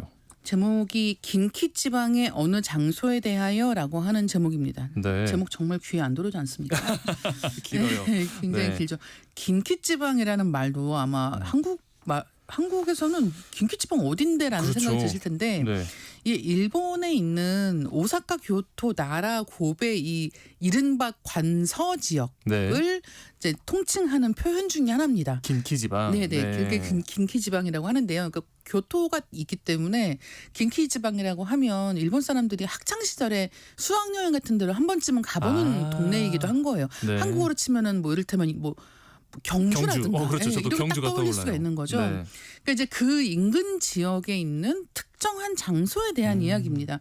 세스지 작가가 쓴 책인데요. 이게 일본에서 출간 즉시 30만 부가 판매되었습니다. 제가 이 책을 먼저 본 게 언제였냐면 이 긴키지방의 어느 장소에 대하여라고 하는 게 인터넷에 사이트가 있어요. 책이 나오기 전에. 네, 책이 나오기 전에 먼저 인터넷에 올라온 글이었는데 이 글 자체가 너무 재밌는 거예요. 그러니까 이를테면 우리가 왜 이런 인터넷 게시판 같은 데 보다 보면 좀 이상한 얘기 있잖아요. 괴담이나 괴담인데 그 괴담이라는 게 이를테면 뭐 내가 뭐 어딜 갔는데 녹음실을 갔는데 뭐 녹음실에서 이상한 소리가 났다. 알고 보니까 무엇이었다. 이렇게 좀 밝혀지는 이야기면은 그냥 그런 이야기인가 보다라고 하겠는데 이상한데 결말이 없어. 더 싫죠. 약간 찝찝할 수도 있을 것 같고. 이를테면 그런 이야기를 묶어놓은 겁니다. 근데 그 모든 이야기가 특정한 장소를 가리키고 있고, 그러면 이제 그 장소에 무슨 일이 있길래 하는 식으로 이야기의 후반부로 향하는 작품이기 때문에 이게 온라인에서 인터넷 게시판 같은 데에서 온라인에서 짧게 읽기가 굉장히 좋은 짧은 글이 한 30편 엮여 있는 형식이다. 그리고 그 이야기가 전부 다 너무 기분 나쁜데 그게 결과가 없다라고 하는 점에서 이 모두의 찜찜함을 아주 증폭시키는 이야기입니다. 열린 결말로 뭔가 이 독자들의 상상력을 또 자극하면서 그래서 더 재미있을 것 같기도 하고요. 그러면 이게 기본적으로는 공포물인 건가요? 공포물입니다. 그래서 처음에 책 딱 펴면 아시는 분 있으면 연락 주세요. 이렇게 써 있어요. 이거부터가 처음부터 이렇게 시작을 합니다. 근데 뭐 이게 어떤 이야기냐면 예를 들면 제가 어떤 게시판을 봤는데 그 게시판에 그 어떤 사람이 이상한 댓글을 다는 거예요. 뭐 만나주세요 이런 댓글이 있는 거죠. 근데 너무 평범하게 이상하잖아요. 이거는. 그래서 그냥 그런 사람이 있나 보다라고 생각을 했는데 다음번에도 그 사람이 뭐 우리 집에 와 이런 게 있는 거예요. 그래서 반복적으로. 그걸 보고 반복적으로. 그래서 뭔가 이 사람 좀 이상한 사람인가 보다 생각을 하고는 거기에 댓글을 답니다. 뭐 저 누구누구인데요. 뭐 주소 알려주시면 찾아갈게요라고 써놓는 거예요. 그리고 이제 자기 잊어버린 거죠. 그거를 그냥 놀려주려고 한 거니까. 근데 그리고 또 얼마 정도 시간이 지나서 다시 그 사람을 발견합니다. 근데 이제 다시 이제 어떤 그런 유명인 사진 아래에 왜 안 와? 하고 써 있는 거예요. 저 지금 소름 돋았어요. 그래서 너무 기분이 이상하니까 자기가 예전에 썼던 댓글로 찾아가 본 거예요. 다시. 그러니까 자기 댓글 아래에 집 주소가 써 있는 겁니다. 그래서 이 집 주소 뭐지라고 생각하고 이제 요새는 이런 검색을 할 수 있잖아요. 그래서 그 도로비 같은 걸 본 거예요. 이게 대체 어느 집이야, 어느 동네야라고 보니까 이 긴키지방에 있는 어떠한 곳인데 어느 장소군요. 거기가 일반 가정집이 아니라 신사인 거예요. 그러니까 더 이상한 거죠. 근데 그러면서 이제 자기는 그로부터 그 사이트를 안 들어가게 됐고 잊어버렸는데 뭔가 기분이 이상해요. 라는 얘기를 하는 겁니다. 또 다른 이야기는 어떤 식이냐면 자동차를 타고 가고 있는데 맞은편에서 오는 차가 있는 거예요. 근데 그 차에 타고 있는 사람이 이쪽을 보고 있는데 이쪽을 보고 있다고 해도 보통은 운전자를 보잖아요. 뭔가 신호할 일이 있거나 이럴 때는. 근데 그 사람이 자기는 운전하는 사람이 아닌데 자기를 보고 있는 것 같은 거예요. 뭐 조수석이나 뒷자리에 타 있는 상태인 신을. 그래서 기분이 좀 이상한데라고 생각한 거죠. 근데 얼마 지나서 어떤 집에 갔는데 누군가의 집에 찾아갔는데 그 옆집에서 나온 사람이 그 사람인 거예요. 너무 이상하죠. 그리고는 언젠가는 이제 공중 화장실을 갔는데 화장실에서 볼일을 보고 나오니까 자기가 들어갈 땐 옆 칸 문이 열려 있었는데 지금은 닫혀 있는 거죠. 근데 거기서 문이 열리고 누가 나오는데 그 사람인 거예요. 그 사람이 또. 이게 이를테면 이런 식의 이야기. 그러니까 이게 무슨 그렇다고 해서 어떤 사건이 벌어지진 않았거든요. 거기서 끝나는 거예요? 네, 거기서 끝납니다. 근데 기분이 이상한 거예요. 아니면 뭐 수학여행을 갔는데 수학여행지에서 보통은 수학여행 단체로 숙소를 쓰는 곳이 산 같은 데 옆에 있는 숙소를 많이 쓰지 않습니까? 맞아요. 그래서 이제 그런 곳에서 아이들이 막 왁자지껄하게 몰려가지고 놀고 있는데 저쪽 창밖에서 뭐가 보이는 거죠. 이리 와 하는 소리가 들리는 거예요. 근데 이리 와라고 하는 소리가 처음에는 이제 애들이 다 여기 여러 명 있으니까 장난을 하고 생각을 하고는 너 누구야 이런 식으로 한 거죠. 네. 근데 계속해서 상대방은 똑같은 말만 반복하는 거예요. 이상하다 생각을 했는데 선생님들이 나중에 애들이 계속 이렇게 떠드니까 네. 조용하게 시킵니다. 예. 그리고 아무 일도 없이 끝나요. 근데 그때 그 반장애가 죽습니다. 그러니까 이를테면 이런 식의 이야기들이 쭉 연결되어 있고 그게 다 특정한 장소를 가리키고 있다. 이렇게 풀려가는 이야기인 거죠. 어떤 뭐 사건의 해결 그런 결과가 없이 계속 이렇게 끝이 나는 이야기들이 하지만 이제 마지막에 끝이 묶여 있죠. 있어요. 마지막에는 어떤 식으로든지 해석이 되긴 하는데요. 거기까지 가는 게 굉장히 기분 나쁘고 무서운 이야기입니다. 아니 이렇게 이야기를 이렇게 듣다 보니까 이게 약간 진짜 있었던 일인 것 같기도 하고 네. 또 가짜인 것 같기도 하고 한데 일부러 이런 의도를 맞아요. 가지고 쓴 네. 거겠죠. 이런 거 모큐멘터리라고 하거든요. 모큐멘터리. 네, 그러니까 다큐멘터리는 있는 거를 찍는 거잖아요. 네. 모큐멘터리는 이걸 장난치다, 놀리다 하는 그런 뜻을 가지고 있는 목이라는 단어를 합성하는 건데요. 그래서 네. 실제 있는 것처럼 하는데 사실은 아니에요. 예. 근데 읽는 동안 영화를 보는 동안은 너무 진짜 같으니까 이 공포스러움이 더 배가 되는 거죠. 맞아요. 네. 네. 그런 이야기입니다.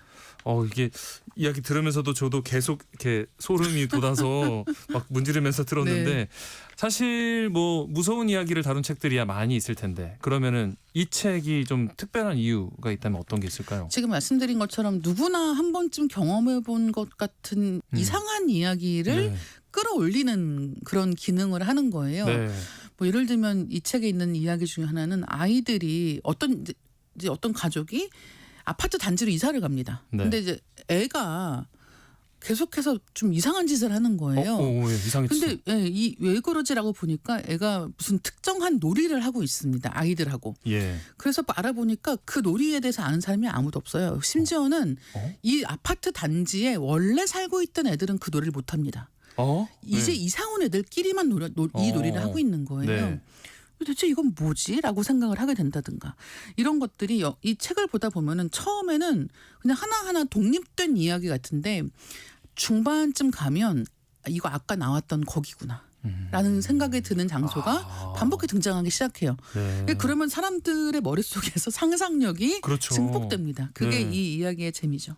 뭔가 우리 주변에서도 있을 법한 이야기다 네. 보니까 더 몰입하게 되는 것 같은데 요즘 날도 더워지고 진짜 여름이 다가오면서 이럴 때 읽으면 참 좋은 네. 책일 것 같다는 생각이 듭니다. 참고로 말씀드리면 이 작품 영화로 만들어졌거든요. 네, 일본에서 영화로 개봉이 돼요. 한국에도 네. 아마 수입이 될 텐데 영화도 무섭긴 하겠지만 책이 진짜 무섭습니다. 그렇죠. 왜냐하면 너무 이야기가 빈 구석이 많으니까 네. 상상을 계속하게 돼요. 네. 상상하면 할수록 무서운 이야기입니다. 그래서 굉장히 재밌어요. 책을 한번 쭉 따라서 읽으시면서 내가 했던 경험과 약간 연결되는 네. 부분마다 소름 돋는 그런 경험을 할 수 있을 것 같습니다. 네, 오늘은 새롭게 나온 신간 책들 특별히 한강 작가의 빛과 실 그리고 세스지 작가의 긴키지방의 어느 장소에 대하여 이렇게 두 권 살펴봤습니다. 다음 주 월요일에도 이다혜 기자가 찍어놓은 북마크 공유해 드리겠습니다. 오늘 말씀 고맙습니다. 네, 감사합니다.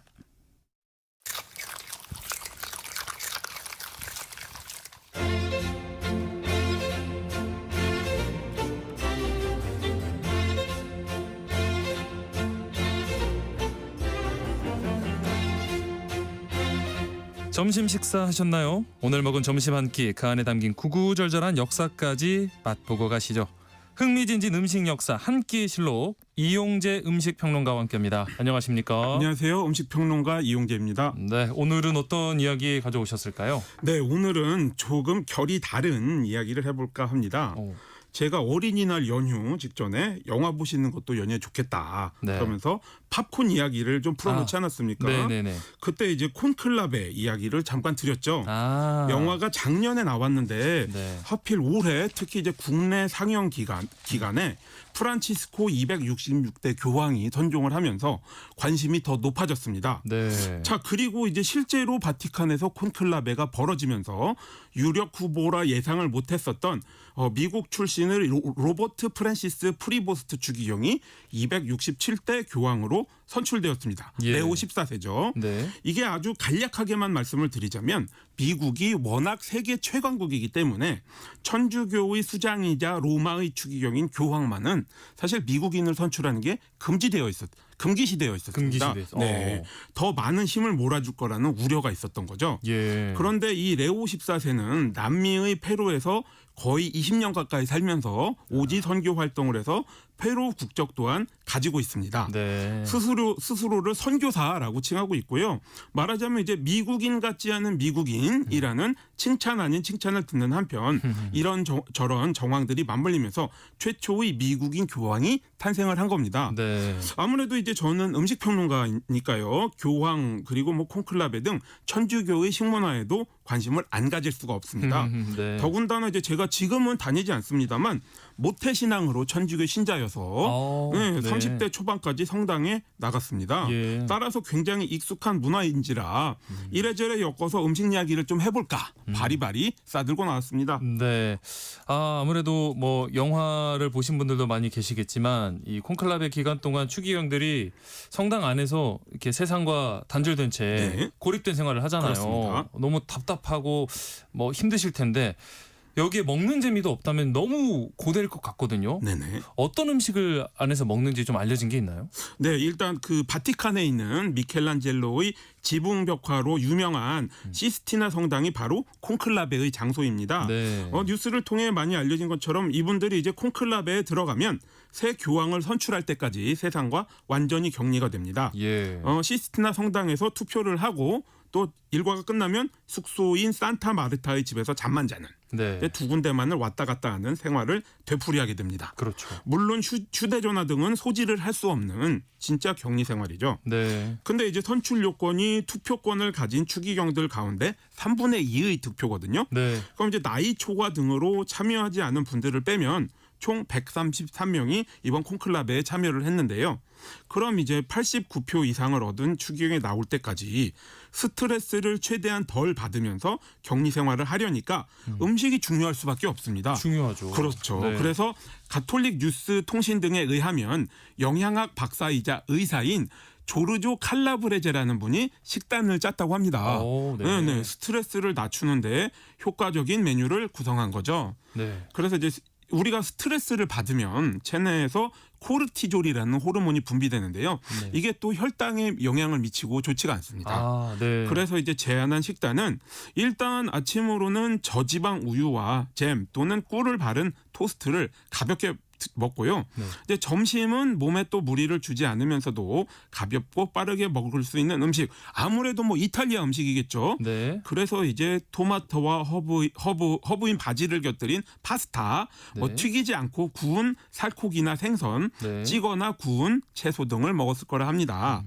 그리고 이제 콘클라베를 마치고 돌아온 저녁에는 기운을 좀 북돋아 주면서도 소화가 잘 되는 익힌 햄이랄지 훈제 연어나 정어리, 기름이나 소스를 첨가하지 않은 참치나 치즈 등을 먹었을 거라고 이야기가 나오고 있습니다. 네.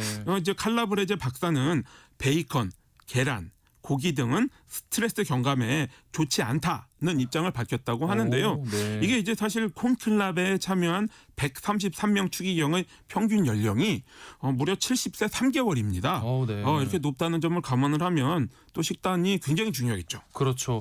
연세도 있으시고 그 안에서 얼마나 많은 이렇게 고민과 협의 과정에서 스트레스를 받으시겠어요. 그렇습니다. 그래서 이 음식 관련해서 콘클라베 기간을 좀 단축하기도 했다면서요. 네네. 이 음식이 옛날에는 이 콘클라베 기간을 단축하는데 큰 영향을 미쳤다고 합니다. 그러니까 이게 식사에도 규칙이 있다는 얘기인데요. 네. 무려 1274년 그레고리오 10세 교황이 정했다고 합니다. 네. 굉장히 오래된 일이죠. 예. 사실 요즘은 대략 사흘 정도 안에 새 교황이 선출됩니다만 그레고리오 10세의 시절 그러니까 1200, 1300년대 뭐 7, 800년 그렇죠. 전이네요. 전이죠. 네. 네네. 이때는 투표가 아주 오래 걸렸던 모양입니다.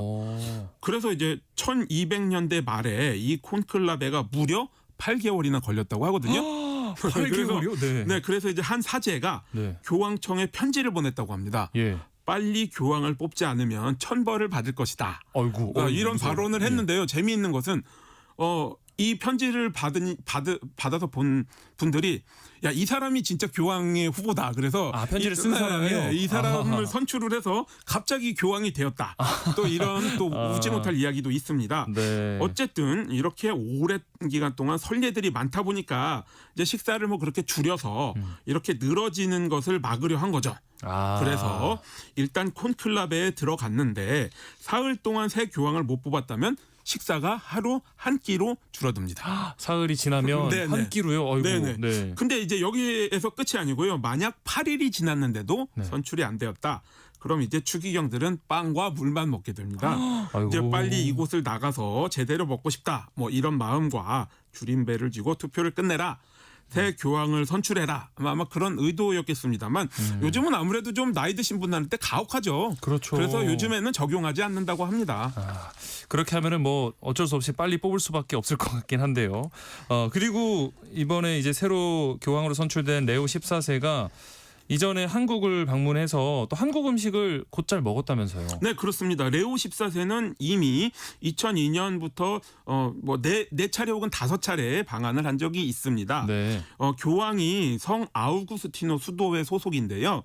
이 수도회 총장 시절 방한에 한국지도 수도자와 만나거나 지부 총회에 참석을 한 거죠. 네.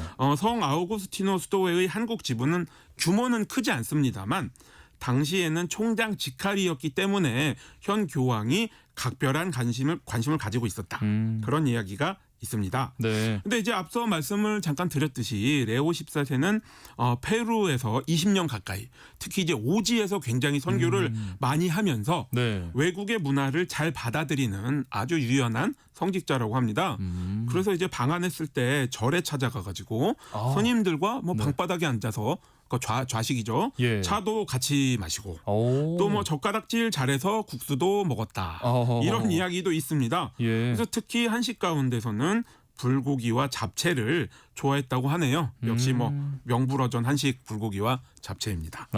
아무래도 이렇게 그러니까 새 교황이 선출되면 이 교황이 어떤 음식을 즐겼는지 어떤 음식을 좋아하는지 관심이 쏠리기 마련인데 이전에 과거 교황이 즐긴 음식 중에 좀 유명한 것들이 있으면 어떤 게 있을까요? 네, 아무래도 이제 교황 또한 전 세계적인 유명 인사다 보니까 네. 이제 이들이 좋아하는 음식 등에 관심을 가질 수밖에 없습니다. 네. 더군다나 이제 바티칸 공국은 이탈리아의 수도 로마 내에 있죠. 네. 이탈리아 또한 프랑스와 더불어 음식도 와인도 다 유명하잖아요. 그렇죠. 네네. 그렇다 보니까 사실 교황쯤 되면 먹고 싶은 건 다 먹을 수 있는 입지도 또 되고 위치도 되고 그런 네. 현실입니다. 그런 가운데 이제 최근 교황들의 면면을 들여다보면 아무래도 이제 고향 또는 고국의 음식을 가장 좋아했다고 합니다. 네. 왜냐하면 이게 종신직이기 때문에 한번 이제 선출이 되면 못 돌아가잖아요, 고향에. 네. 예를 들어서 이제 264대 교황 요한 바오로 2세는 이제 16세기 이후 최초의 비이탈리아인 교황이었는데요. 네. 세계 120개국을 방문하면서 방한도 하셨죠. 예. 정치적인 갈등, 냉전을 비롯한 이 갈등들을 상당히 해결한 업적이 있어요. 네. 근데 이제 폴란드 태생이다 보니까 그 나라에도 피에로기라는 전통 만두가 있습니다. 네. 네. 동유럽에도 만두가 있어요. 예. 네, 이 만두와 디저트인 크림 케이크, 교황의 케이크라고 소문이 난 그런 케이크를 즐겨서 먹었다고 소문이 나 있고요. 예. 한편 이제 바로 이전에 프란치스코 교황 같은 경우에는요. 네. 사실 아르헨티나가 원래 이탈리아의 영향을 많이 받았습니다. 네. 그래서 이제 나름의 피자 세계가 굉장히 유명하거든요. 아르헨티나. 그래서 이제 이런 분이 이제 이탈리아에 와서 피자 본고장에 왔으니까 네. 피자를 굉장히 좋아했다. 이렇게 이야기가 있고요. 예. 그리고 이제 또 새 교황 레오 14세 이야기도 안 할 수 없죠. 네. 이분은 이제 미국인인데요. 시카고 사람입니다. 예. 근데 이제 시카고는 이제 특유의 딥디시 피자라고 딥디시. 한국에도 이제 들어온 적이 있는데요. 그 크러스트 네. 바닥판이 굉장히 두툼하고 깊은. 그렇죠. 네, 그래서 치즈랑 이런 고기들을 엄청 많이 넣는 그런 맞아요. 푸짐한 피자가 있습니다. 네. 이런 피자하고 이제 작은 오이로 만든 피클 등을 넣은 시카고 스타일 핫도그. 이게 두 가지가 굉장히 유명한 그 동네 음식입니다. 그래서 당연히 이런 음식들을 좋아하는 게 아니냐 이야기가 나오고 있는데요. 벌써 교황이 다녀간 맛집 이렇게 내세우는 음식점들 나오고 있고요. 네. 고향 동네에는 더 레오 라고 교황의 이름을 붙인 샌드위치 메뉴가 이미 등장했다고 합니다.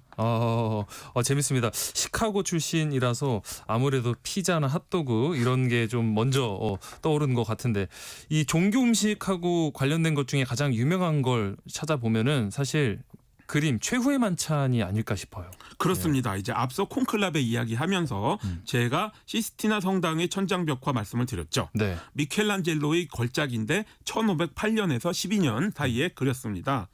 그와 더불어 이제 레오나르도 다빈치가 그린 최후의 만찬이 아마 천주교 혹은 이제 크게 보아 기독교의 양대 명작이라 할 수 있을 텐데요. 네. 대략 1497년쯤 완성될 거라 추정하는 최후의 만찬 또한 이제 배경 설명을 아주 간략하게만 드리자면요.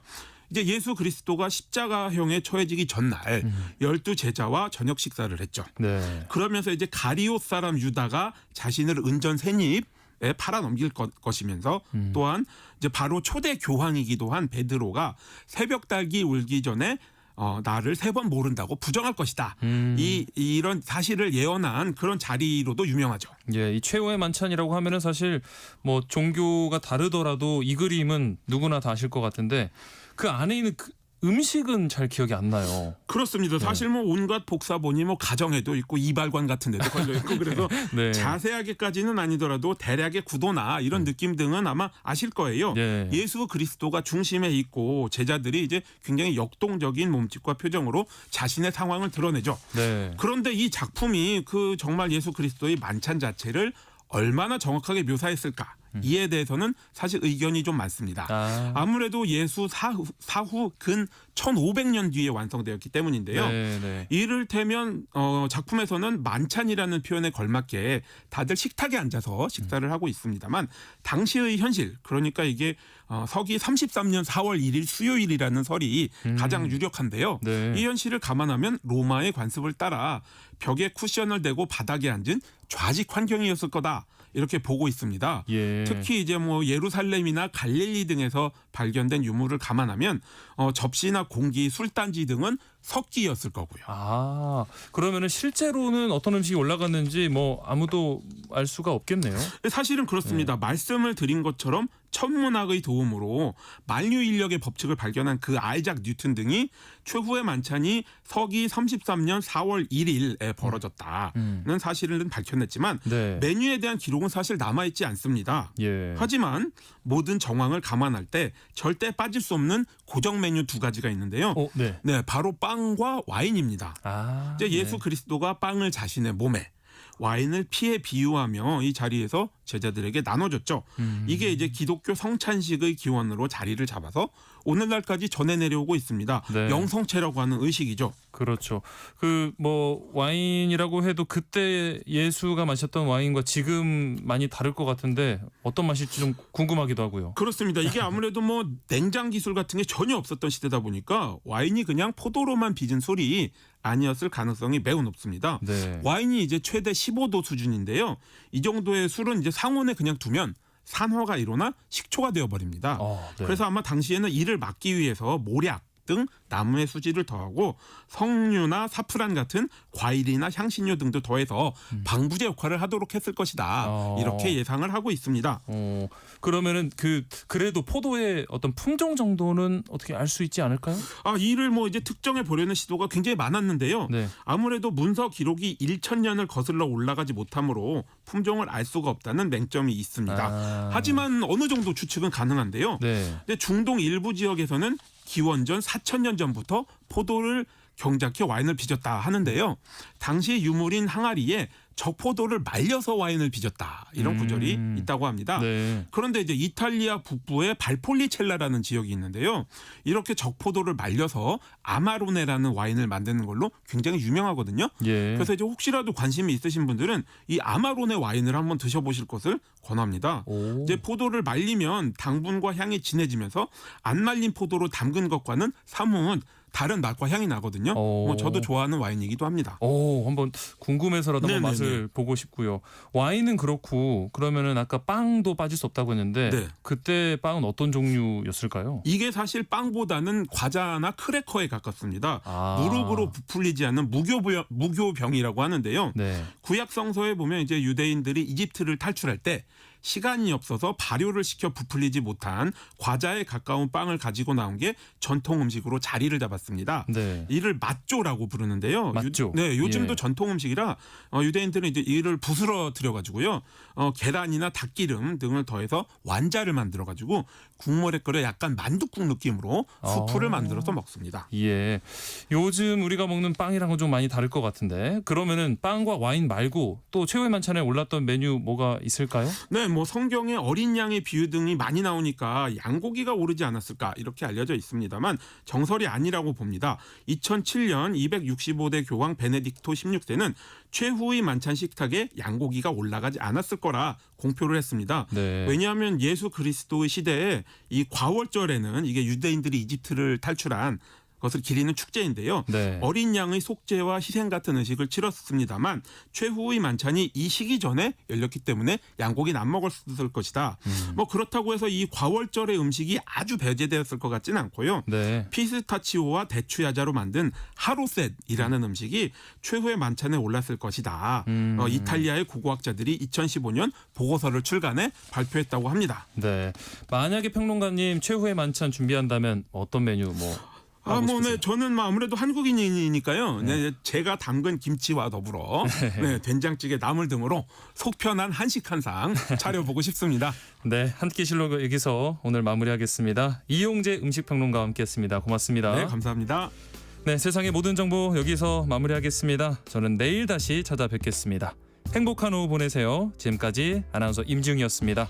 고맙습니다.